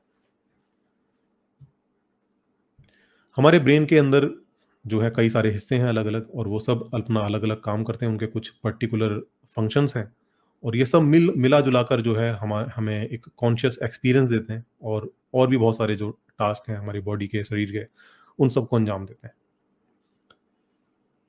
और ये जो ब्रेन है हमारा, ये कुछ इस तरह से डिज़ाइन किया गया है कि एक एक शरीर मतलब हम एक शरीर में हैं, मतलब एक शरीर हैं हम, लेकिन बावजूद इसके जो माइंड है हमारा, वो हमें बॉडी से अलग फ़ील होता है। मतलब हमें लगता है कि जो हमारा जो अस्तित्व है, वो शरीर से भी परे कहीं है। ये भावना हमारे अंदर मौजूद रहती है। और इसकी जो वायरिंग है, वो कहीं न कहीं फ्रंटल लोब में है, जैसा कि हमें स्टडीज़ हमें बताती हैं कि जो हमारी जो भी जितनी भी नॉन फिजिकल एट्रीब्यूट्स हैं, जैसे कि इमोशंस हैं, डिजायर्स हैं, विशेज हैं, ये फ्रंटल लोब जो है यहाँ से आती हैं। और फ्रंटल लोब है इन सब चीज़ों को हमारे अंदर डालता है और इन सब भावनाओं को कंट्रोल करता है। और यही नहीं कि हम न केवल न केवल हम जो मटेरियल चीज़ें हैं उनके लिए एक उनको एक नॉन फिजिकल चीज़ों को एक एट्रीब्यूट देते हैं, बल्कि हम नॉन लिविंग जो थिंग्स हैं उनको भी लिविंग थिंग्स की तरह ट्रीट करने लगते हैं। और ऐसा हमारे साथ एडल्ट्स के साथ ही नहीं होता। ऐसा नहीं कि केवल जो ये जो चीज़ें होती है केवल एडल्ट्स के साथ ही होती हैं, बल्कि जो बच्चे हैं, छोटे बच्चे बिल्कुल, जिनको कि अभी कुछ पता नहीं है, वो भी उनके अंदर भी ये व्यवहार देखा गया है। जैसे कि जेस बेरिंग नाम के एक साइकोलॉजिस्ट थे, जो कि क्वींस यूनिवर्सिटी आयरलैंड में पढ़ाते थे। तो उन्होंने एक एक्सपेरिमेंट किया था। उन्होंने क्या किया कि छोटे बच्चों को लिया और उन छोटे बच्चों को, जो कि मतलब बोल सकते थे, इतने छोटे बच्चे, 5-6 साल के छोटे बच्चे, और उन्होंने एक एक्सपेरिमेंट डिज़ाइन किया। उन्होंने क्या किया कि एक पपेट एलिगेटर था, एक मगरमच्छ था जो कि पपेट था, और एक चूहा था। तो उन्होंने बच्चों को दिखाया कि जो एलिगेटर था उसने चूहे को खा लिया। अब उसके बाद उन्होंने बच्चों से सवाल किए कुछ। उसमें से एक सवाल था कि क्या बच्चों से पूछा उन्होंने कि क्या चूहा अब खा सकता है? तो बच्चों का सवाल था नहीं, अब वो नहीं खा सकता। उन्होंने दूसरा सवाल किया कि क्या वो चूहा अपनी माँ को मिस कर रहा होगा? तो बच्चों ने कहा हाँ, वो अपनी माँ को मिस कर रहा होगा। तो यहाँ से हम एक चीज़ समझ सकते हैं कि इवन छोटे बच्चे भी, जो उसकी जो एक माउस है, उसको एक एक वो एट्रिब्यूट दे रहे हैं जो कि एक लिविंग बीइंग के अंदर होता है। एक मतलब एक मेंटल एबिलिटी दे रहे हैं उसको, जो कि चूहा जो कि अब एग्जिस्ट नहीं कर रहा, जिसको कि अब मार दिया गया है, मर गया है, खत्म हो गया है। बट स्टिल उसके साथ फीलिंग्स जो हैं, वो जुड़ी हुई हैं। वो सोच रहे हैं कि वो अभी भी वो फ़ील कर सकता है। वो अभी भी अपनी माँ को मिस कर रहा होगा। तो ये चीज़ें जो हैं हमारे साथ बचपन से ही हैं। ये हमारी दिमाग के साथ ही आती हैं हमारे। ऐसा नहीं है कि ये बाद में जो है हम ये इन चीज़ों को फ़ील करते हैं। और इसीलिए जो है एबॉर्शन की जो बात होती है, तो एबॉर्शन के बारे में जब डिबेट होती है देश और दुनिया में, तो हमें बहुत सारे लोग जो एबॉर्शन के अगेंस्ट जो है तर्क देते हैं, और उसके उस तर्क में एक तर्क ये दिया जाता है कि अगर आपको अबॉर्ट कर दिया जाएगा तो आपको कैसा लगेगा? अगर कोई आपको अबॉर्ट कर देगा तो। यानी वो जो बच्चा जो कि अभी शायद उसका कुछ डेवलपमेंट हुआ नहीं है, उसको भी एक ऐसा एट्रिब्यूट दे रहे हैं जो कि जैसे कि वो फ़ील कर सकता है, वो ज़िंदा है, वो सारी चीज़ें समझ सकता है। एक कॉन्शियस बीइंग की तरह उसको हम ट्रीट करने लगते हैं, जो कि अभी कॉन्शियस नहीं है। और ठीक इसी तरह हम एक चीज़ और भी देखते हैं कि बहुत सारे जो बच्चे होते हैं, उनके इमेजिनरी फ्रेंड्स होते हैं, जो कि एग्ज़िस्ट नहीं करते हैं, बट स्टिल उनकी जो इमेजिनेशन होती है, उसमें वो एग्ज़िस्ट करते हैं, वो उनसे बातें करते हैं। तो इसका मतलब यहाँ से हम ये समझ सकते हैं कि हम ऐसी चीज़ों को जो कि नॉन लिविंग हैं, जो कि एग्ज़िस्ट नहीं कर सकती, एग्ज़िस्ट नहीं करती, उनको भी एक मेंटल स्टेट दे देते हैं। एक ऐसी हम क्षमता दे देते हैं जाने-अनजाने में, कि जैसे कि वो चीज़ों को समझ सकते हैं, फ़ील कर सकते हैं। तो ये एक एबिलिटी है जो शायद एवोल्यूशन के थ्रू हमारे दिमाग में हमारे साथ मौजूद है, और जिसको कि जो रिलीजन है वो मिसयूज़ करता है। क्योंकि रिलीजन जब हम हमारे सामने गॉड का कॉन्सेप्ट रखता है, तो हमें सोचना नहीं पड़ता। हम बहुत ही ईज़िली उसको वो सारी मेंटल एबिलिटीज़ दे देते हैं, मेंटल स्टेट दे देते हैं हम गॉड को, कि जिस तरह जैसे कि वो सोच सकता है, वो हमें देख सकता है, वो हमारी जो भी हम चीज़ें कर रहे हैं, उन पर फैसले ले सकता है। वो सोच समझ कर कोई डिसीज़न ले सकता है। तो ये सारी हम एबिलिटी हम अनजाने में उसको दे देते हैं, जबकि उसकी एक्जिस्टेंस का कहीं भी कोई प्रूफ आज तक किसी ने नहीं दिया। तो ये चीज़ें हमारे साथ शुरू से ही मौजूद हैं।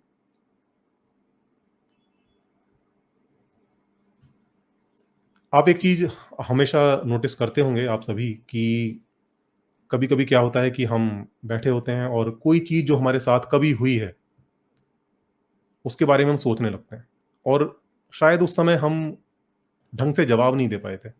उन चीज़ों हम बहुत सारा कुछ कहना चाहते थे, लेकिन उस समय हम कह नहीं पाए थे। तो ऐसे में क्या होता है कि हम मन में सोचने लगते हैं और वो कन्वर्सेशन हमारे दिमाग में चलती है कि उसने ये कहा, फिर मैंने ये कहा, फिर उसने ये कहा, फिर मैंने उसको इस तरह से जवाब दिया। वो सारी कन्वर्सेशन हम घंटों तक हमारे दिमाग में चलती रहती है, जबकि एक्चुअली वो एग्जिस्ट नहीं करती, वो फिजिकली एग्जिस्ट नहीं कर रही, लेकिन हमारे दिमाग में वो कन्वर्सेशन चल रही है। हम बिल्कुल उसको उसी तरह जीते हैं जैसे कि हम वास्तव में उस व्यक्ति के सामने हों और उसी तरह से हम उससे सवाल जवाब कर रहे हों।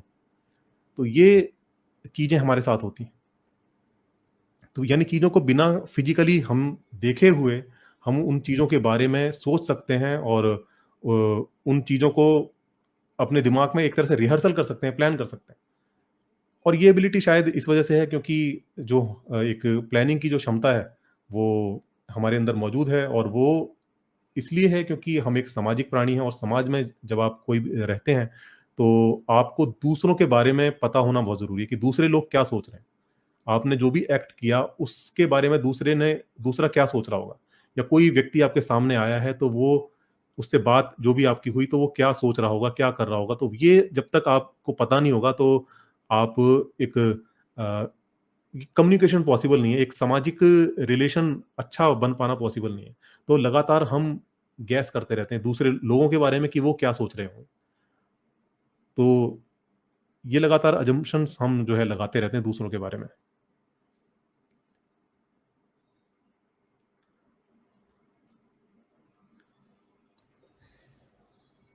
जो बच्चे जी होते हैं। सर। हुँ, जी, जी। जी सर, कंटिन्यू करें। जी, जी। हुँ। जो बच्चे होते हैं वो जो है ऐसी चीज़ों की भी बात करते हैं कई बार, ऐसी चीज़ों के बारे में उन ऐसी चीज़ों को नाम दे देते हैं जो कि एक्चुअल में एग्ज़िस्ट नहीं करती। जैसे कि आप उन्हें कोई घर का कोई सामान ले लेंगे, वो उठा लेंगे और उसको कुछ नाम दे देंगे। वो शायद उनका कोई खिलौना बन जाएगा। मान लीजिए जी कि जैसे कि कोई साबुन की टिकिया है, साबुन की टिकिया उनकी कार बन जाएगी, या कोई पेन है, पेन उनकी बाँसुरी बन जाएगी। तो इस तरह की चीज़ें कर लेते हैं, वो इमेजिन कर लेते हैं उन चीज़ों को कि एक्चुअल में वो चीज़ नहीं है, लेकिन फिर भी वो उनको इमेजिन कर पाते हैं कि भई वो चीज़ ये है।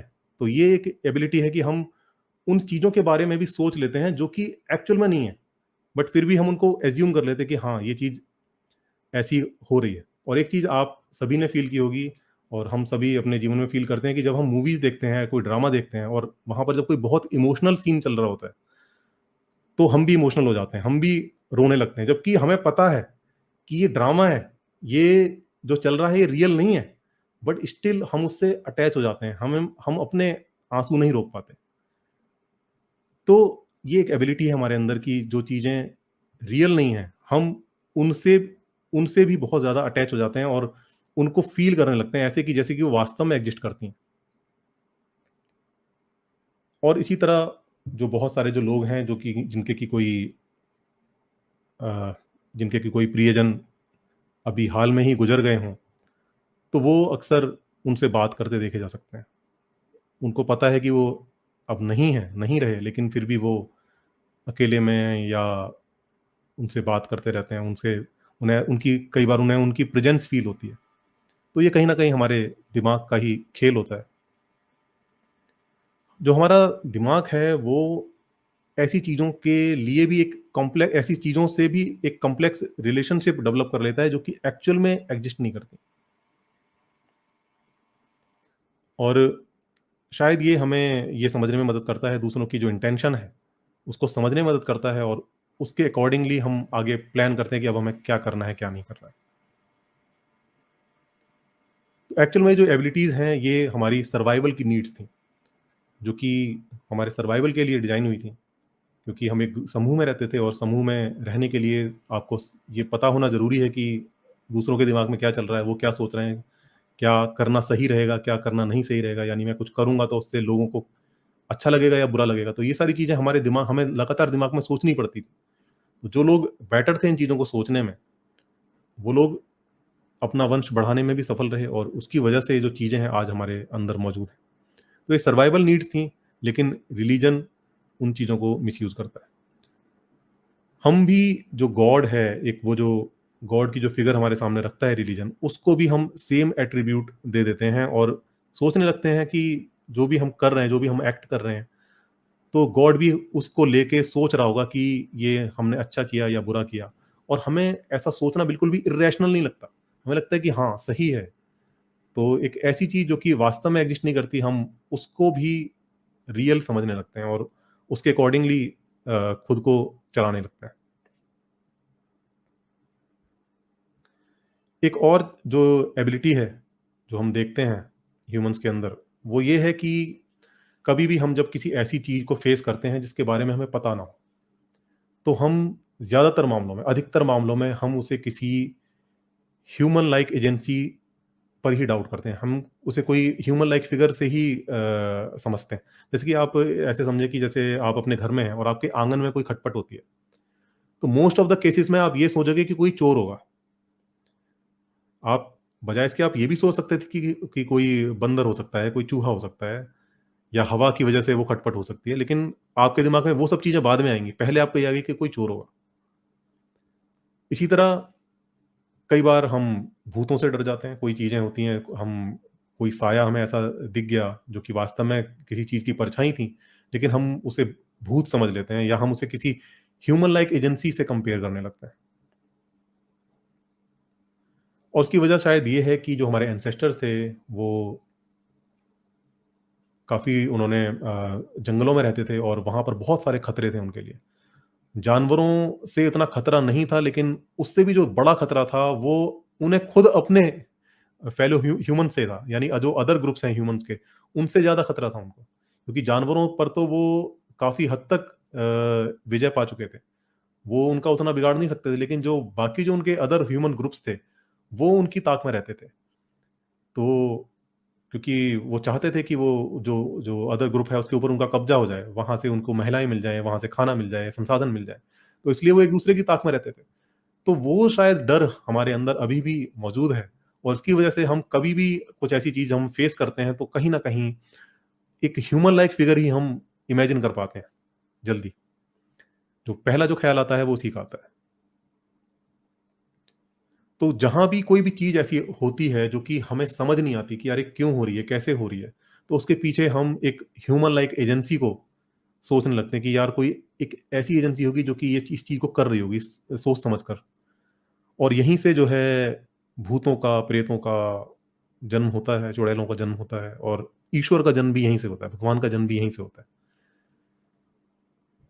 क्योंकि प्राचीन समय में जब बहुत सारी चीज़ें नेचर में हुआ करती थीं, जैसे कि कोई तूफ़ान आ गया बहुत तेज़, तो समझ नहीं आता था उनको कि भई ये तूफ़ान आया तो आया क्यों? अभी तो सब कुछ ठीक था, ये आखिर ऐसा हुआ क्या? तो उन्होंने सोचा कि शायद कोई एक ऐसी ह्यूमन लाइक एजेंसी है जो कि शायद गुस्सा हो गई है। तो उसके गुस्से की वजह से ये तूफ़ान आ गया। और इस चीज़ की झलक हम अपने जितनी भी जो इतिहास है, जो मिथोलॉजी है, उसमें देख सकते हैं, जैसे कि ग्रीक मिथोलॉजी है। तो ग्रीक मिथोलॉजी में उन्होंने ज़्यूस को इमेजिन किया हुआ है कि वो एक ऐसा गॉड है जो कि जो थंडरबोल्ट है, जो आसमानी जो बिजली है, उसको पैदा करता है। तो इस तरह की फिगर्स को हमने असाइन कर दिया इन चीज़ों के लिए, जो चीज़ें हमारे समझ में नहीं आती थी। और ठीक इसी तरह हिंदी स्क्रिप्चर्स में भी हम देख सकते हैं, जो वेदों में जो भगवान हैं, इंद्र, वरुण, आदित्य और ये दुनिया भर के, ये सारी वास्तव में प्राकृतिक शक्तियाँ हैं। वो प्राकृतिक शक्तियाँ जो कि कैसे काम करती हैं, हमें समझ नहीं आता था, तो हमने उनको एक ह्यूमन लाइक एट्रिब्यूट दे दिया है। मतलब कि एक उन्हें हमने उन्हें ह्यूमन लाइक एजेंसी बना दिया है उनको, जो कि शायद सोच समझ कर फैसले लेती हैं और सोचती हैं कि कहाँ पर हमें क्या करना है, क्या नहीं करना है। अब एक चीज़ आप इमेजिन कीजिए कि अगर कोई आपसे कहे, सोचिए कि आपका कोई कोर्ट में कोई केस चल रहा है और बड़ा ही क्रिटिकल पोजीशन पे है और आप अपने किसी दोस्त को बताते हैं कि भाई ऐसे-ऐसे बड़ी क्रिटिकल पोजीशन में चल रहा है मेरा केस और मैं क्या करूँ मुझे समझ नहीं आ रहा। आपका दोस्त आपके कहे कि आप एक काम करो, आप ये जो पीपल का पेड़ है ना, इसके पास जाओ आप और ये आपको बहुत अच्छी लीगल एडवाइस दे सकता है। आप विश्वास करेंगे? बिल्कुल विश्वास नहीं करेंगे, आप कहेंगे तुम्हारा दिमाग खराब हो गया है, ये पीपल का पेड़ मेरे को लीगल एडवाइस देगा। लेकिन वही दोस्त अगर आपको ये कहे कि आप इस पीपल के पेड़ के पास जाओ, हाथ जोड़कर प्रार्थना करो और ये आपकी प्रार्थना सुनेगा और मदद करेगा आपकी समहाउ किसी तरह दिव्य तरीके से, तो आप एकदम मान लेंगे हाँ, ऐसा हो सकता है। पीपल का पेड़ लीगल एडवाइस दे सकता है ये आप नहीं मान सकते, लेकिन पीपल का पेड़ आपकी प्रार्थना सुन सकता है ये आप मान लेते हैं इजीली। क्यों मान लेते हैं? क्योंकि इसमें कोई अड़चन नहीं आ रही ज़्यादा, क्योंकि वो पेड़ है, आप जानते हैं कि यार पेड़ लीगल एडवाइस तो नहीं दे सकता, लेकिन हाँ, पेड़ अगर कुछ मिरेकल्स जादुई तरीके से कुछ कर दे आपके लिए, तो वो आप उसको मानने में आपको दिक्कत नहीं होती, क्योंकि उसमें कुछ आपको कोई ऐसा ज़्यादा लॉजिकल बैरियर नहीं आ रहा है। एक थोड़ा-सा लीप ऑफ फेथ ही आपको अप्लाई करना है और काम हो जाता है। तो रिलीजन भी जो है कुछ इसी तरह की स्टोरीज़ हमारे सामने रखता है, जो कि एकदम इलॉजिकल नहीं होती। ऐसा नहीं होता कि आप सुनते ही कहें कि यार ये तो हटाओ, क्या बकवास है। उसमें थोड़ा-सा लॉजिक होता है, लेकिन एक हल्का-सा आपने लीप ऑफ फेथ लिया और आप उसको विश्वास कर सकते हैं।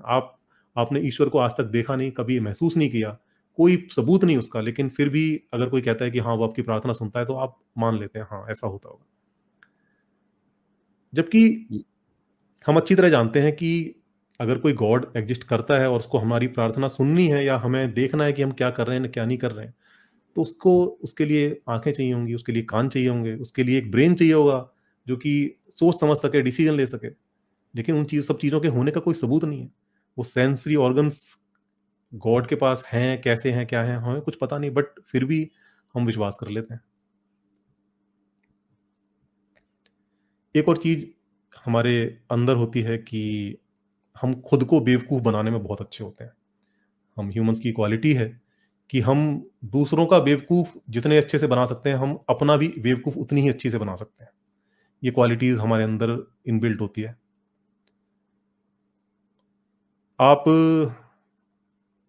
कभी भी किसी भी व्यक्ति जिसने की बड़े से बड़ी गलती करी हो, आप उसके पास जाएँ और उससे बात करें, तो उसके पास भी अपने आप को जस्टिफ़ाई करने के लिए कोई ना कोई कहानी ज़रूर होगी। वो बताएगा कि यार ऐसे हुआ था तो मैं ऐसे कर दिया।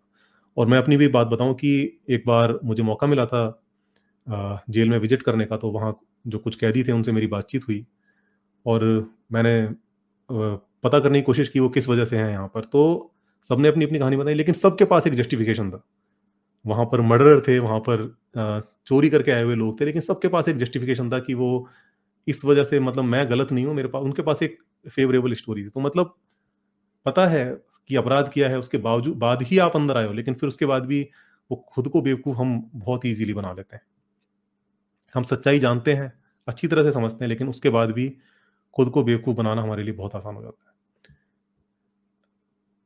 जैसे कि कभी भी आप देखें कि लोग हैं, बहुत बहुत आस्था है उनकी भगवान में, बहुत पूजा-पाठ करते हैं, बहुत मंदिर जाते हैं, सब कुछ है, पूरी मतलब अ, कोई भी त्योहार पर कुछ ना कुछ करते हैं और किसी भी हर तरह से, मतलब उनका आप देखें कि जीवन आस्था में है। लेकिन उसके बावजूद भी जब कोई मुसीबत आती है, जैसे कि मान लीजिए कि अगर बीमार पड़ जाते हैं वो, तो वो हॉस्पिटल की तरफ ही जाएँगे, वो मंदिर की तरफ नहीं जाते।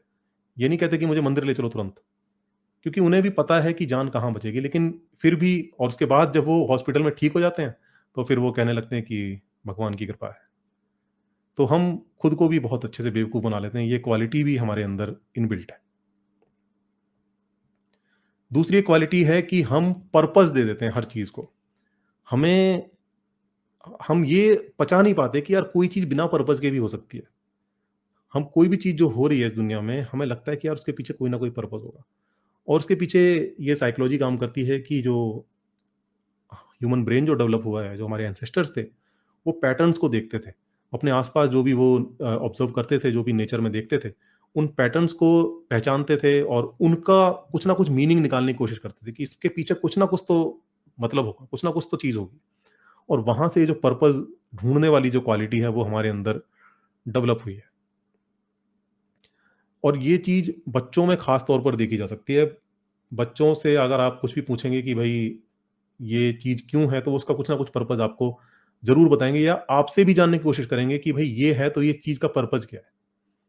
तो ये जो क्वालिटी है, वो हमारे अंदर बचपन से ही है।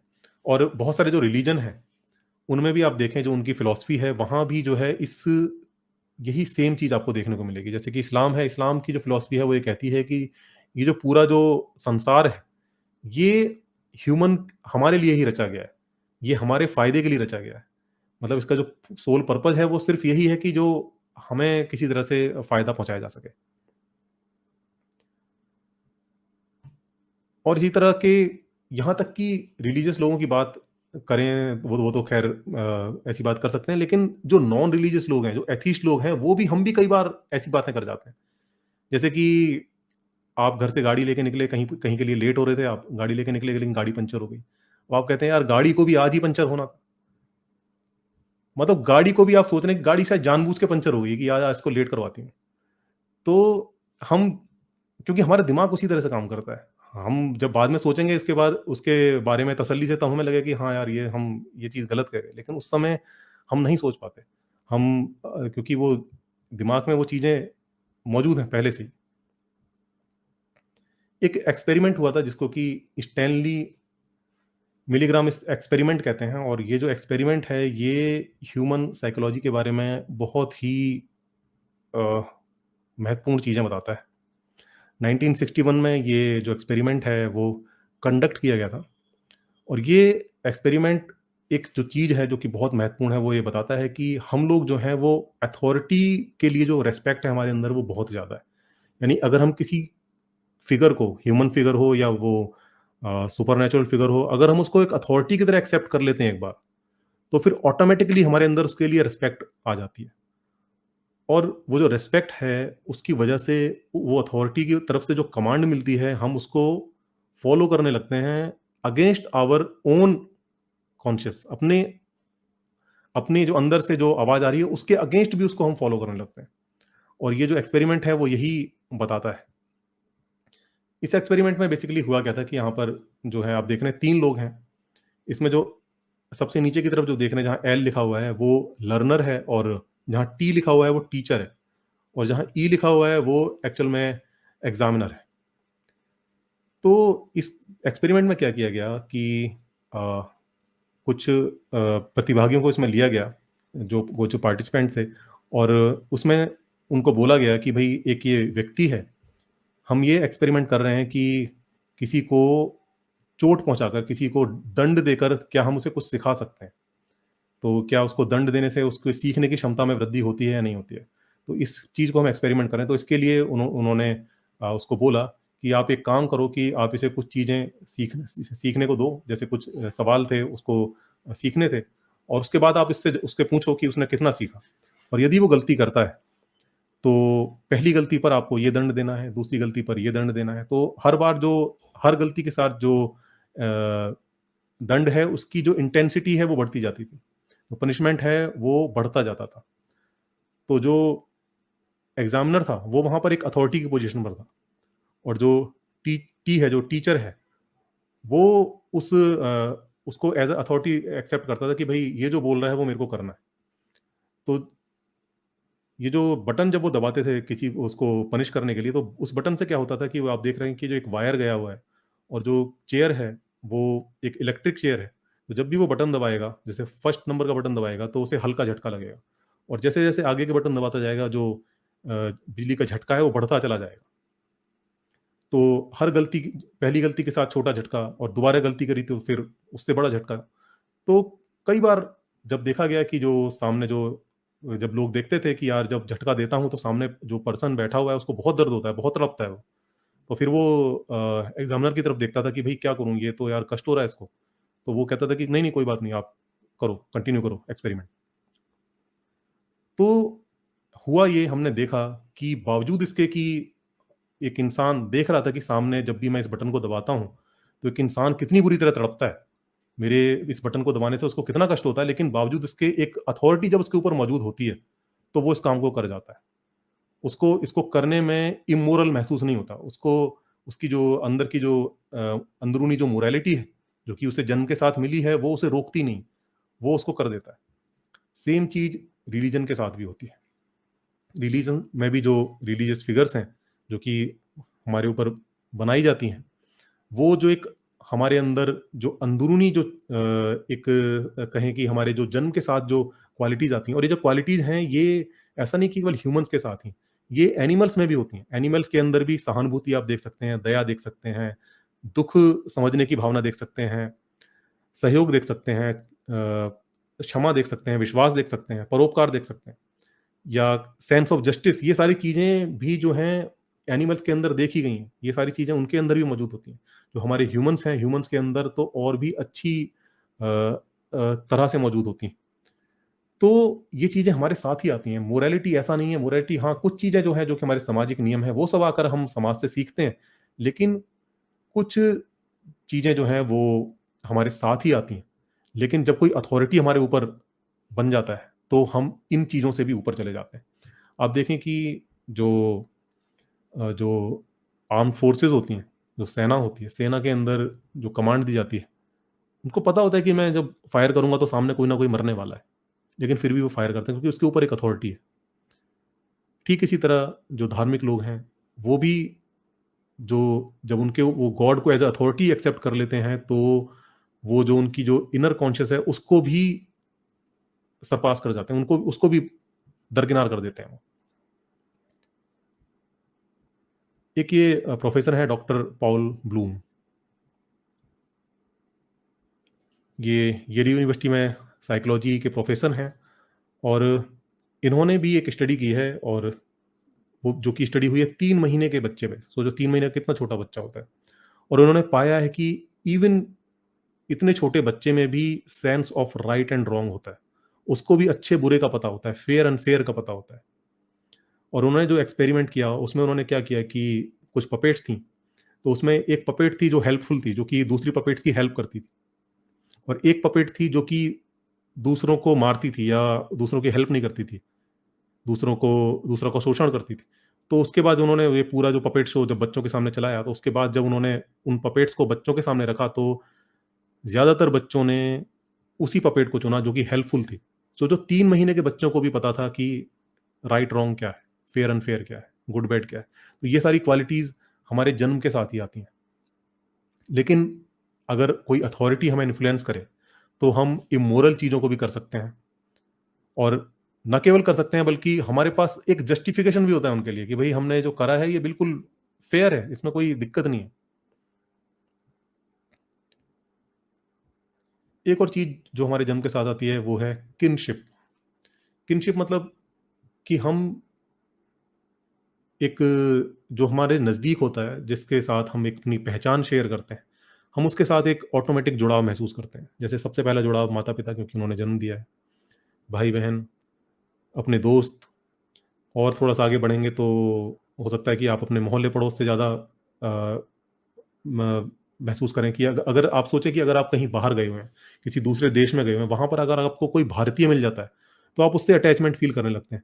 अगर वहाँ पर कुछ ऐसी चीज़ होगी तो आप उसका फ़ेवर करेंगे। तो ये किनशिप की जो भावना है वो हमारे अंदर देखने को मिलती है। हम जो भी हमारे नज़दीकी लोग हैं, हम उनका फ़ेवर करने लगते हैं। यहाँ पर हो सकता है कि जब आप अपने देश के अंदर हैं, तब आपको धर्म के रूप से, धर्म के लिए या जाति के लिए आप किसी से भेदभाव करें, लेकिन जब आप बाहर जाएँगे और आपको पता चलेगा कि यार ये भारतीय है, तो शायद आप उन चीज़ों को दरकिनार कर दें। तब आप धर्म को इतना मायने ना दें। आपके लिए ये ज़्यादा बड़ी बात हो जाएगी कि यार ये भारतीय है। तो ये जो किनशिप की क्वालिटी है, इसको भी जो रिलीजन है वो मिसयूज़ करता है। और मिसयूज़ इस तरह से करता है कि वो इसको एक धार्मिक पहचान दे देता है। कह देता है तुम हिंदू हो, तुम मुसलमान हो, तुम ये हो, फलाँ हो, ढिमका हो। और वो पहचान जो है वो इतनी बड़ी हो जाती है कई बार कि इस नेक्स्ट लेवल पर ले जाता है रिलीजन उस पहचान को, कि उसके लिए कई बार जो व्यक्ति है वो अपने फैमिली मेंबर्स को भी मारने में नहीं चूकता। जैसे कि एक इंसिडेंट हुआ था, अल-कायदा का एक आतंकवादी था, उसने अपने ही फादर को मार दिया था। क्योंकि वो जो उसका फादर था वो अमेरिका के लिए काम करता था। तो उसके लिए रिलीजन पहली प्रायोरिटी पर आ गया, और जो उसका सगा बाप था वो उसकी प्रायोरिटी कम हो गई रिलीजन से। और इसी तरह से एक और इंसिडेंट हुआ था अमेरिका के अंदर, जिसमें कि एक मास सुसाइड हुई थी। बहुत सारे लोगों ने एक साथ सुसाइड किया था। 909 लोग, 909 लोग जो हैं उस सुसाइड में मरे थे, और ना केवल खुद मरे थे बल्कि अपने बच्चों को भी लेके मरे थे।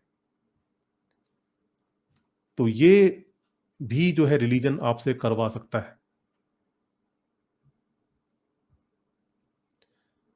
एक चीज़ और है हमारे साथ, ट्रस्ट एंड कमिटमेंट। ये एक भावना जो है हमारे अंदर ज़रूरी है, होनी ज़रूरी है एक अच्छे समाज के लिए। क्योंकि जब तक आप पर कोई विश्वास नहीं करेगा, या हम किसी पर विश्वास नहीं करेंगे, तब तक एक समूह बन नहीं पाएगा अच्छा। तो ये जो चीज़ें हैं ये हमें एवोल्यूशन ने दी हैं। और जिस तरह से आप देख सकते हैं कि कोई जो लड़का है वो एक अपना ट्रस्ट और कमिटमेंट जताता है एक लड़की के लिए और कोशिश करता है कि वो उस पर विश्वास करे। तो ये जो चीज़ें हैं ये हमें एवोल्यूशन के थ्रू मिली और रिलीजन इन चीज़ों को भी मिसयूज़ करता है, इन चीज़ों को भी अपने फ़ायदे के लिए इस्तेमाल करता है। रिलीजन करता क्या है कि जो आपका ट्रस्ट और कमिटमेंट है, उसको वो बजाय जो कि है तो वो इसलिए ताकि आप एक समाज अच्छा समाज डेवलप हो सके। आप समाज में जी सकें, समाज में नेविगेट कर सकें। वो है क्वालिटीज़ तो जो इसीलिए डेवलप हुई हैं एवोल्यूशन के थ्रू। लेकिन रिलीजन ने क्या करा, उसको किस तरह से हाईजैक करा, उसने जो आपका जो ट्रस्ट एंड कमिटमेंट है, वो रिलीजन के लिए उसको कर दिया। उसको एक गॉड के लिए कर दिया। एक ऐसी फिगर के लिए, एक इमेजिनरी फिगर के लिए आपका जो ट्रस्ट एंड कमिटमेंट है, वो वहाँ चला गया। और उसको भी आप वैसे ही फ़ील करते हैं। बहुत सारे लोग आप देखेंगे कि जो कि बहुत धार्मिक होते हैं, जब मंदिर में जाते हैं और भगवान के सामने हाथ जोड़कर खड़े होते हैं, तो वास्तव में रो रहे होते हैं। उनके अंदर से भावनाओं का जो ज्वार है, वो उमड़ रहा होता है। तो ये जो एक्चुअल में वो चीज़ें किसी और पर्पज़ से डिज़ाइन की गई थी, लेकिन रिलीजन ने उन चीज़ों को हाईजैक कर लिया। इसी तरह जो हमारी सेक्सुअल डिज़ायर्स हैं, फीलिंग्स हैं, रोमांस की फीलिंग है, वो सारी चीज़ें भी जो है रिलीजन है वो हाईजैक कर लेता है। और बहुत सारे लोग ऐसे हैं जो कि आपने देखा होगा कि वो कहते हैं कि भई मैंने तो भगवान से शादी कर ली है। बहुत सारे लोग कृष्ण से, बहुत सारी जो महिलाएँ हैं वो कृष्ण से शादी कर लेती हैं। इवन पुरुष भी ऐसे हैं जो कि कृष्ण से शादी कर लेते हैं। क्योंकि किसी से जो ह्यूमन, अगर कोई वास्तव में कोई ह्यूमन है, उसका अगर आपको प्यार पाना है, तो ह्यूमन है, वो तो हर समय अच्छा नहीं रह सकता। हर समय आप उसके अंदर बुराइयाँ भी होंगी, वो कभी आपकी लड़ाई भी हो जाएगी उससे, कभी हो सकता है उसका प्यार भी कम हो जाए, कभी हो सकता है कि वो आपका ब्रेकअप भी हो जाए। लेकिन गॉड एक ऐसी चीज़ है जहाँ पर ये सारी चीज़ें नहीं होती हैं। एक बार अगर आपने वहाँ अपना ट्रस्ट एंड कमिटमेंट दे दिया, तो वो फिर बाकी जो खेल आपका जो है दिमाग आपका करता रहता है। आगे हम बात करेंगे रिचुअल्स की। रिचुअल्स का भी एक बहुत इम्पोर्टेंट रोल है रिलीजन को बनाए रखने में। रिलीजन की भी रिचुअल्स की भी एक पूरी साइकोलॉजी है। हम लोग अभी तक हमने ये तो समझ लिया कि हम जो लोग हैं बहुत ज़्यादा वल्नरेबल हैं बिलीफ्स के लिए। बिलीफ्स में बहुत जल्दी ही हम पड़ जाते हैं, क्योंकि हमारी जो ब्रेन की वायरिंग ही कुछ इस तरह की है कि बिलीफ के लिए हम बहुत जल्दी ही बिलीफ में पड़ जाते हैं। लेकिन जब तक एक ग्रुप पार्टिसिपेशन ना हो, तब तक ये जो बिलीफ हैं ये मजबूत नहीं होंगे, टिकाऊ नहीं बने रहेंगे। ये ऐसा होगा कि हो सकता है कि आज आपका बिलीफ है, लेकिन कल को कुछ ऐसा हो गया और आपका बिलीफ खत्म हो गया। लेकिन जब ये एक समूह जुड़ जाता है इसके साथ, तो होता क्या है कि जैसे कभी आपका बिलीफ कमज़ोर भी पड़े, तो आपके आस-पास के लोगों को देखकर आपका बिलीफ दोबारा से बढ़ जाता है कि यार नहीं, इतने सारे लोग भी तो कर रहे हैं ना इस काम को, तो मैं नहीं, मुझे ऐसा नहीं करना चाहिए। तो ये जो है यहाँ पर जो रिचुअल्स हैं, उनकी एक बहुत भूमिका हो जाती है। आप देखें कि यहाँ पर जितनी भी जो कहना चाहिए कि ट्राइब्स हैं, जो अभी भी जो ट्राइब्स बची हुई हैं, बहुत सारी तो समाप्त हो गई, लेकिन कुछ ट्राइब्स इस दुनिया में अभी ऐसी हैं जो कि डायरेक्ट डिसेंडेंट हैं उनकी, जो कि उन ह्यूमन्स की जो कि आज से 50,000 साल पहले जो कि अफ्रीका से निकले थे बाकी दुनिया के हिस्सों के लिए, तो वो उनकी डायरेक्ट डिसेंडेंट है।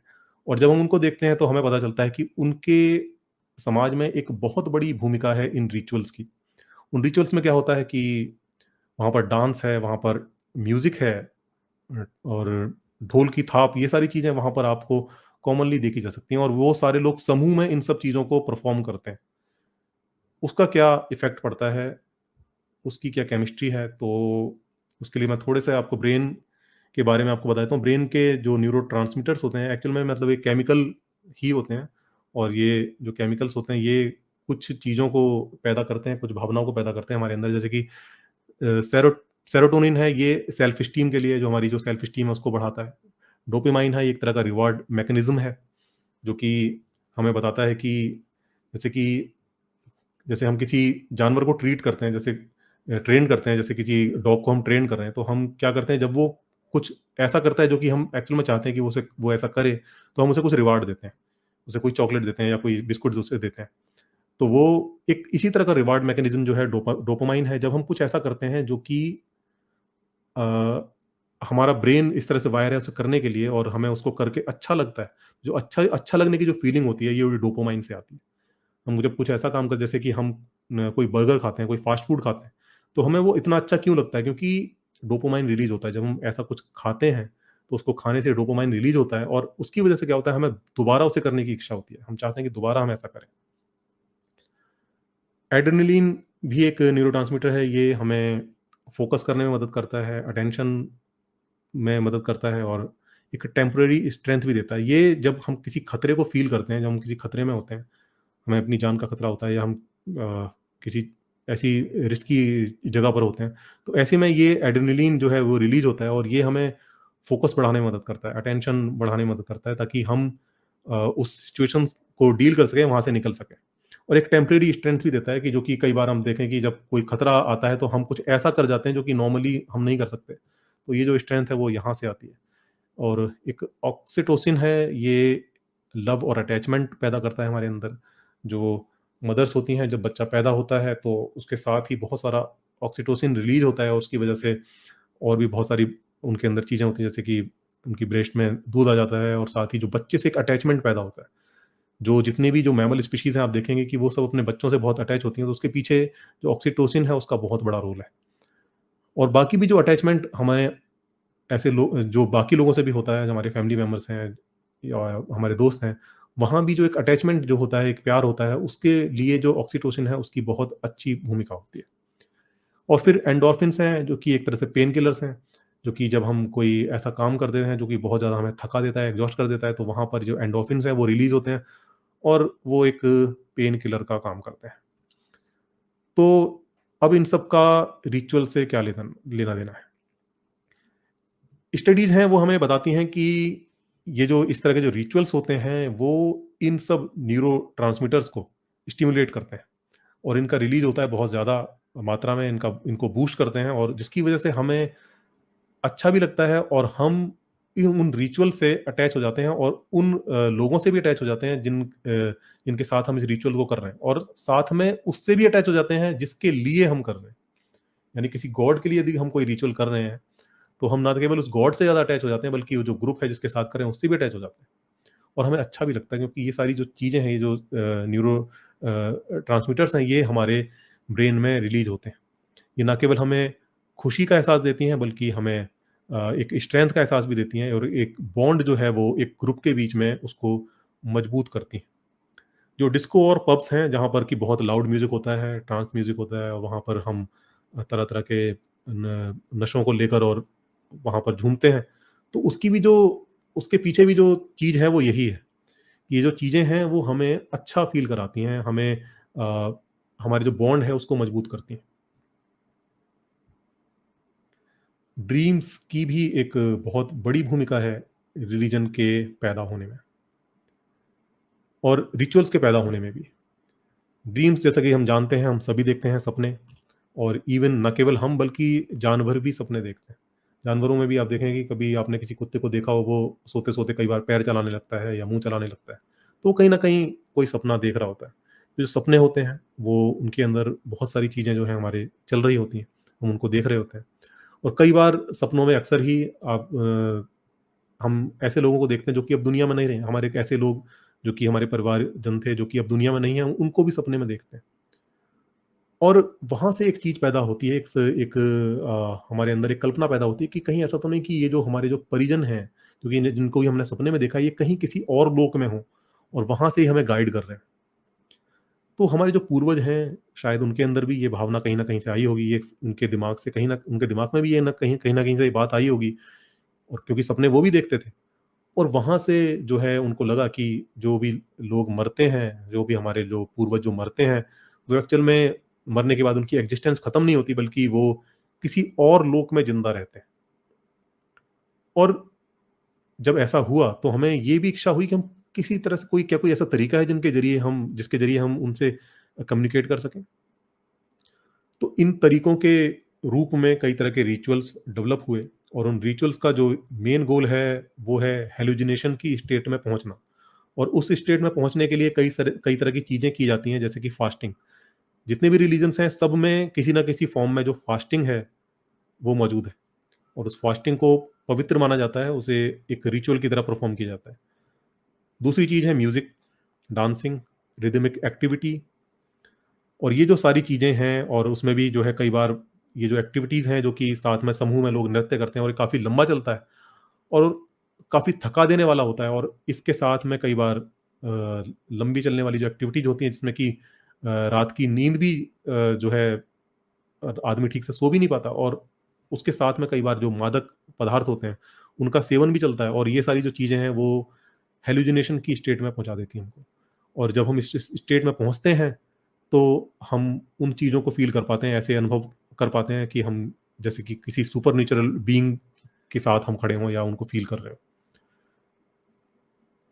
और इसके साथ ही रिसर्चेज़ शो करती हैं कि जब हम इतने लंबे किसी अ, रिचुअल को परफ़ॉर्म करते हैं, थकान भरे हुए जिसमें कि जो कि हमें बहुत ज़्यादा थका देता है, तो एंडोर्फिन रिलीज़ होते हैं, और जब हम कोई ग्रुप एक्टिविटी करते हैं जिसमें कि एंडोर्फिन रिलीज़ होते हैं, तो वो हमारे सोशल बॉन्ड को बढ़ा देती है। यदि आप किसी लोगों के समूह के साथ कोई मेहनत भरा काम कर रहे हैं, कुछ लोग हैं जिनके साथ आप कुछ मेहनत भरी कोई चीज़ कर रहे हैं, तो होगा क्या, उस ग्रुप के लोगों के साथ आपका जो बॉन्ड है वो ऑटोमैटिकली मजबूत हो जाएगा। और इसके साथ ही जो ये जो रिचुअल्स होते हैं, इसमें कई बार लोग हाथों को पकड़कर नाचते हैं, और ये जो टच होता है ये भी काम करता है, और ये भी जो हमारा जो सोशल बॉन्ड है उसको मजबूत करता है। और इन सब चीज़ों में जो जितने भी रिचुअल्स हैं उनमें एक निर्णायक मोड़ तब आता है जबकि एग्रीकल्चर की शुरुआत होती है। जब कृषि समाज विकसित होता है, जब हमारा समाज ऐसा हो जाता है जबकि हम खेती-बाड़ी करने लगते हैं। तो उस समय में क्या हो जाता है कि चूँकि हम जानते हैं कि जो एग्रीकल्चर है वो बड़ी अनप्रेडिक्टेड है।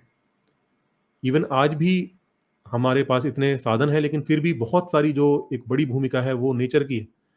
प्राकृतिक शक्तियाँ अभी भी इस पर हावी हैं, और उस ज़माने में तो बहुत ज़्यादा हावी रही होंगी। तो सोचिए कि उन कंडीशंस में उनको समझ नहीं आता था कि भई हमने इतनी मेहनत करी और ये अचानक से आंधी-तूफ़ान आई, ओले पड़ गए और पूरी फसल खराब हो गई। तो उनको ऐसा लगता था कि शायद कोई, और जैसे कि मैंने पीछे समझाया कि हम कोई भी जो चीज़ होती है उसके पीछे कोई ना कोई कॉज़ ढूँढते हैं, और cause most of the time कोई ह्यूमन लाइक एजेंसी होती है। तो वहाँ पर जो एजेंसी थी वो गॉड थी। उन्होंने सोचा कि शायद कोई गॉड है वो नाराज़ हो जाता है। इसकी वजह से ये जो सारी चीज़ें हैं वो होती हैं। और उसको खुश करने के लिए फिर रिचुअल्स किए जाने लगे। जो रिचुअल्स थे उसमें उसको खुश करने का भाव था, और जितने भी जो हमारे जो त्योहार हैं, आप देखें ये सभी किसी न किसी की तरह से क्रॉप से जुड़े हुए हैं, फसलों से जुड़े हुए हैं।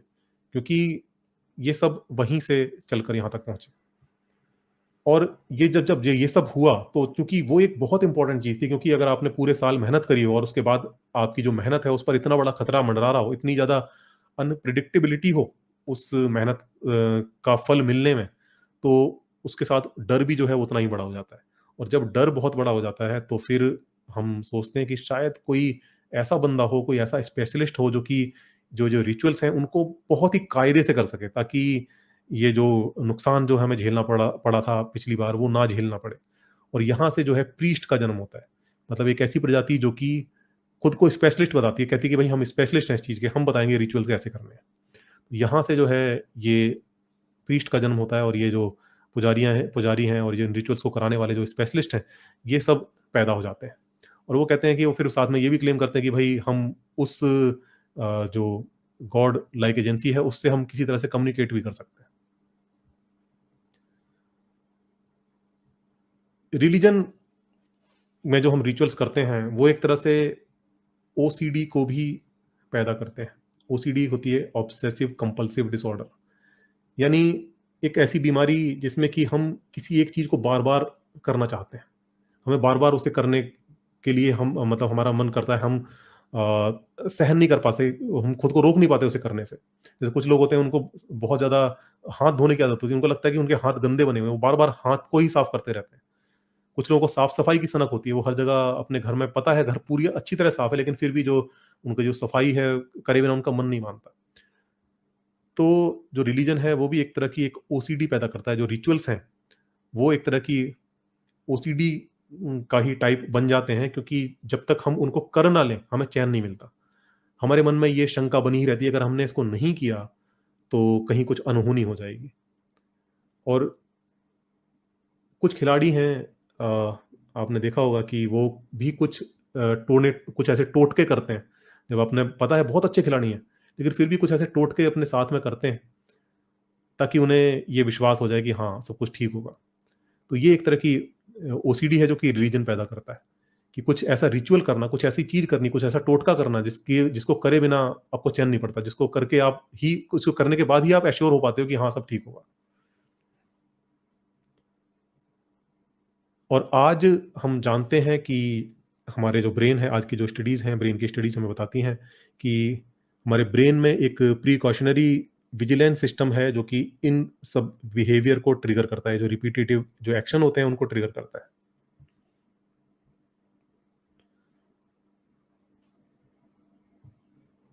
एक साइंटिस्ट हुए थे, एक साइकोलॉजिस्ट हुए थे, माइकल पर्सिंगर, कनाडा के साइकोलॉजिस्ट थे, और उन्होंने एक डिवाइस बनाई थी जो कि आप पिक्चर में देख रहे होंगे सामने, जिसको कहते हैं गॉड्स हेलमेट।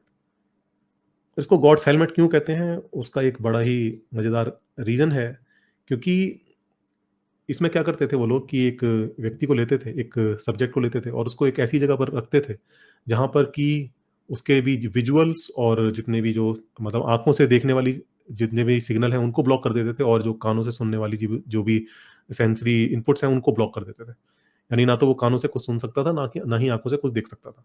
अब उसके बाद में उसके सर पर ये हेलमेट लगाते थे। इस हेलमेट में क्या होता था कि इसके अंदर एक प्रोब होती थी जो कि उसके ब्रेन की जो टेम्पोरल लोब है उसको स्टिमुलेट करती थी, और जब वो स्टिमुलेट होती थी तो ज़्यादातर लोगों को कोई सुपरनैचुरल फिगर्स दिखाई पड़ने लगती थी। उनको लगता था कि उनके साथ में कोई और मौजूद है, कोई और पर्सनैलिटी है जो कि उनके साथ में मौजूद है, जो उनसे बात कर रही है। और ये चीज़ें महिलाओं के साथ ज़्यादा होती थी पुरुषों के कंपैरिजन में। तो इसलिए इसको गॉड्स हेलमेट नाम दिया गया, क्योंकि इस हेलमेट को जो पहनता था उसको गॉड के दर्शन हो जाते थे। और यही जो सेम चीज़ है, जो कि जो हेलमेट करता है, वही जो चीज़ें हैं जो रिलीजियस प्रैक्टिसेज़ हैं, उनके थ्रू भी अचीव की जा सकती हैं। ऐसी कंडीशंस होती हैं हमारे ब्रेन के अंदर इस तरह की वायरिंग है। हमारा जो ब्रेन है उसके अंदर जो एक सेल्फ का एक जो सेंस होता है हमारे अंदर, कि जो हम कहते हैं कि भाई ये मैं हूँ। तो वो जो हमारे जो सेल्फ का जो सेंस है, आवर सेल्फ का जो एक सेंस है, वो एक जगह से नहीं आता, क्योंकि हमारे ब्रेन अलग-अलग हिस्सों में बँटा हुआ है। वो केवल एक सेंस नहीं होता, वो कई सारे अलग-अलग सेंस होते हैं, लेकिन उनमें से जो सबसे ज़्यादा डोमिनेट करता है, वो उसको हम फ़ील करते हैं, उसको खुद की तरह फ़ील करते हैं। लेकिन उसके साथ-साथ और भी सेंस जो सेल्फ के हैं वो मौजूद रहते हैं।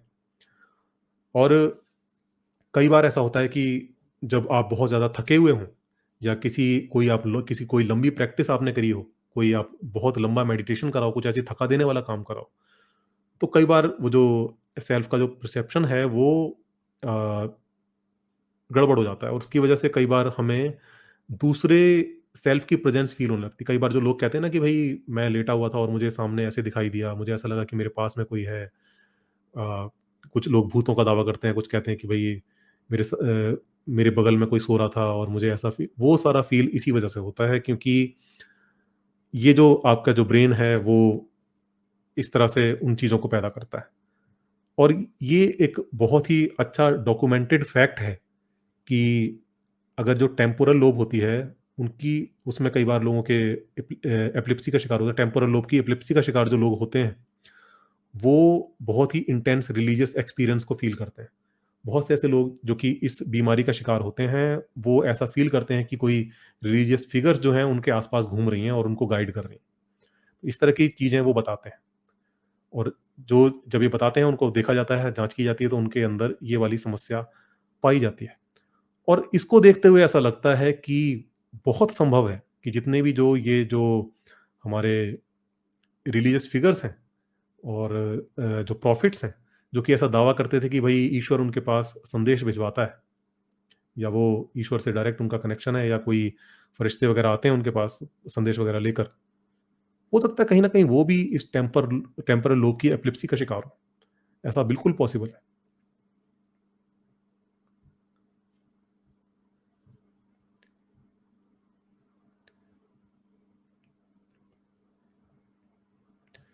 एंड्रयू न्यूबर्ग जो हैं, जो कि डॉक्टर हैं, प्रोफ़ेसर हैं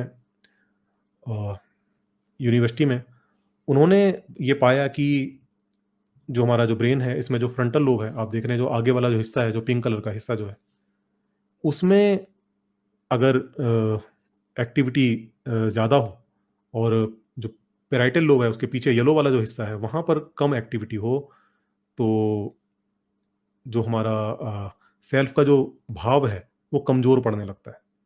उन्होंने ऐसा पाया। जो बहुत सारे लोग जो कि लंबा मेडिटेशन करते हैं, उनके साथ ये चीज़ देखी गई कि जब उनके ब्रेन को स्कैन किया गया, तो उन्होंने पाया कि जो फ्रंटल लोब है, वहाँ पर हायर एक्टिविटी देखने को मिली है, जो पैराइटल लोब है, वहाँ पर जो एक्टिविटी है, वो कम होती चली गई। और जब ऐसा हुआ, तो फिर जो उनका जो सेल्फ का जो भाव है, यानी इसमें उन्होंने पाया कि जो लेफ्ट पैराइटल लोब है, वो हमें बताती है कि हमारी बॉडी कहाँ पर एंड होती है और दुनिया कहाँ पर शुरू होती है। मतलब इस दुनिया से खुद को जो हम अलग फ़ील कर पाते हैं, उसके पीछे जो लेफ्ट पैराइटल लोब है, उसकी एक बड़ी भूमिका है। हुँ। और जब ये वहाँ पर जो एक्टिविटी जब कम होने लगती है, तो उसकी वजह से हमें खुद में और दुनिया में फ़र्क करना मुश्किल हो जाता है। तो मेरे ख़्याल से आप समझ रहे होंगे, बहुत सारे लोग ऐसा दावा करते हैं कि वो मेडिटेशन कर रहे थे, बहुत लंबा मेडिटेशन उन्होंने किया और उसके बाद उनको ऐसा फ़ील हुआ कि जैसे उनमें और इस दुनिया में कोई फ़र्क नहीं बचा। वो इस दुनिया के साथ घुल-मिल गए। मतलब उनको ये नहीं फ़ील हो पा रहा था कि मैं अलग हूँ या ये सामने जो पेड़ देख रहा हूँ, इसमें और मुझ में कोई फ़र्क है। वो उसके साथ एक हो जाते हैं। इस तरह की जो फ़ीलिंग्स जो लोग बताते हैं, जो मेडिटेशन करते हैं, तो उसके पीछे यही रीज़न होता है। अगर जो मेडिटेशन के थ्रू हम इन इन हिस्सों को हम स्टिमुलेट कर सकें, तो हम ये सेम फ़ीलिंग को फ़ील कर सकते हैं। तो एक्चुअल में जो ये जो पूरी इतनी सारी जो स्टडीज़ हैं, जिनके बारे में हमने डिस्कस करा, तो इन सब का निचोड़ कुल इतना है कि जो सारा जो खेल है, वो हमारे ब्रेन का है। जो और जो ब्रेन जो है हमारा, उसमें भी डॉक्टरों ने खोजने की कोशिश की कि शायद कोई ऐसा कोई गॉड सेंटर होगा, जिसकी वजह से हम गॉड के लिए इतने ज़्यादा गॉड में विश्वास करने वाले लोग हैं। लेकिन वो गॉड सेंटर नहीं मिला। एक्चुअल में हमें पता चला कि जो हमारा जो ब्रेन है, जो कि हमारे एवोल्यूशन में जो हमने चैलेंजेस फेस किए थे, उनको डील करने के लिए जो हमारी एबिलिटीज़ जो डिज़ाइन हुई थी, वही कहीं न कहीं उस रिलीजन को आश्रय दे रही हैं, जो कि हमने ही डेवलप किया है, हमने ही बनाया है।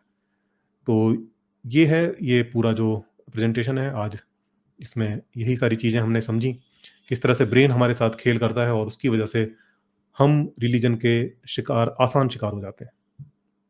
Thank you. अ, बहुत-बहुत शुक्रिया अर्पित जी और बहुत ही ज़बरदस्त आपकी प्रस्तुति रही है और मैंने तो बहुत सभी पॉइंट जितने भी आपने बताए हैं ना, सारे रिमार्केबल हैं और मैंने तो नोट करके रखे हैं। सुबह मैं एक बार फिर से ये वाला पार्ट देखने वाला हूँ। अ, बहुत बहुत अच्छी जानकारियाँ हैं, सच में बहुत कुछ नया जानने को मिला आज। तो आपका बहुत शुक्रिया सर और इतनी अच्छी जानकारी आप हमारे लिए लेकर आए। Thank you so much. तो दोस्तों अब जो टाइम है वो स्टार्ट हो चुका है डिबेट का, डिस्कशन का, चर्चा का, जो भी लोग करना चाहें।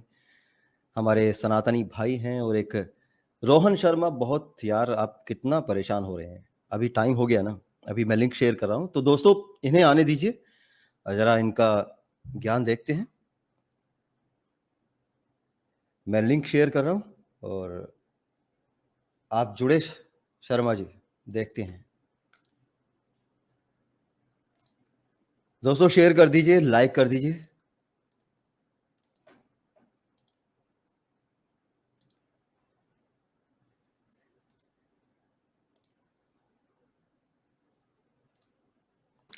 ह्यूमन जी, एक चीज़ बतानी भूल गया मैं। जी, जी, जी, जी, ये जी, बता दीजिए। ये जितनी भी जो जानकारी मैंने आज आपके सामने रखी है, ये एक्चुअल में एक बुक है। अगर आप उसको, इन सारी जानकारी को अगर आप डिटेल में पढ़ना चाहते हैं, तो एक बुक है। बुक का नाम है why we believe in God. ये एक बुक है जो कि जे एंडरसन थॉमसन की बुक है ये, और इसको आप देख सकते हैं नेट से। अगर आपको डिटेल में ये सारी चीज़ें समझनी है, तो आप इसको मंगाकर, इसको पढ़कर इन सब चीज़ों को समझ सकते हैं। तो ये जो जानकारी है, तो ज़्यादातर जानकारी जो है मैंने इस बुक से ली है। तो अगर आप इन सब चीज़ों को डिटेल में समझना चाहें, तो इस बुक का सहारा ले सकते हैं। जी, जी, बहुत शुक्रिया सर। तो दोस्तों शेयर करते रहें। कुछ मैसेज और कुछ सुपर चैट हैं, वो मैं एक बार लेकर फिर स्टार्ट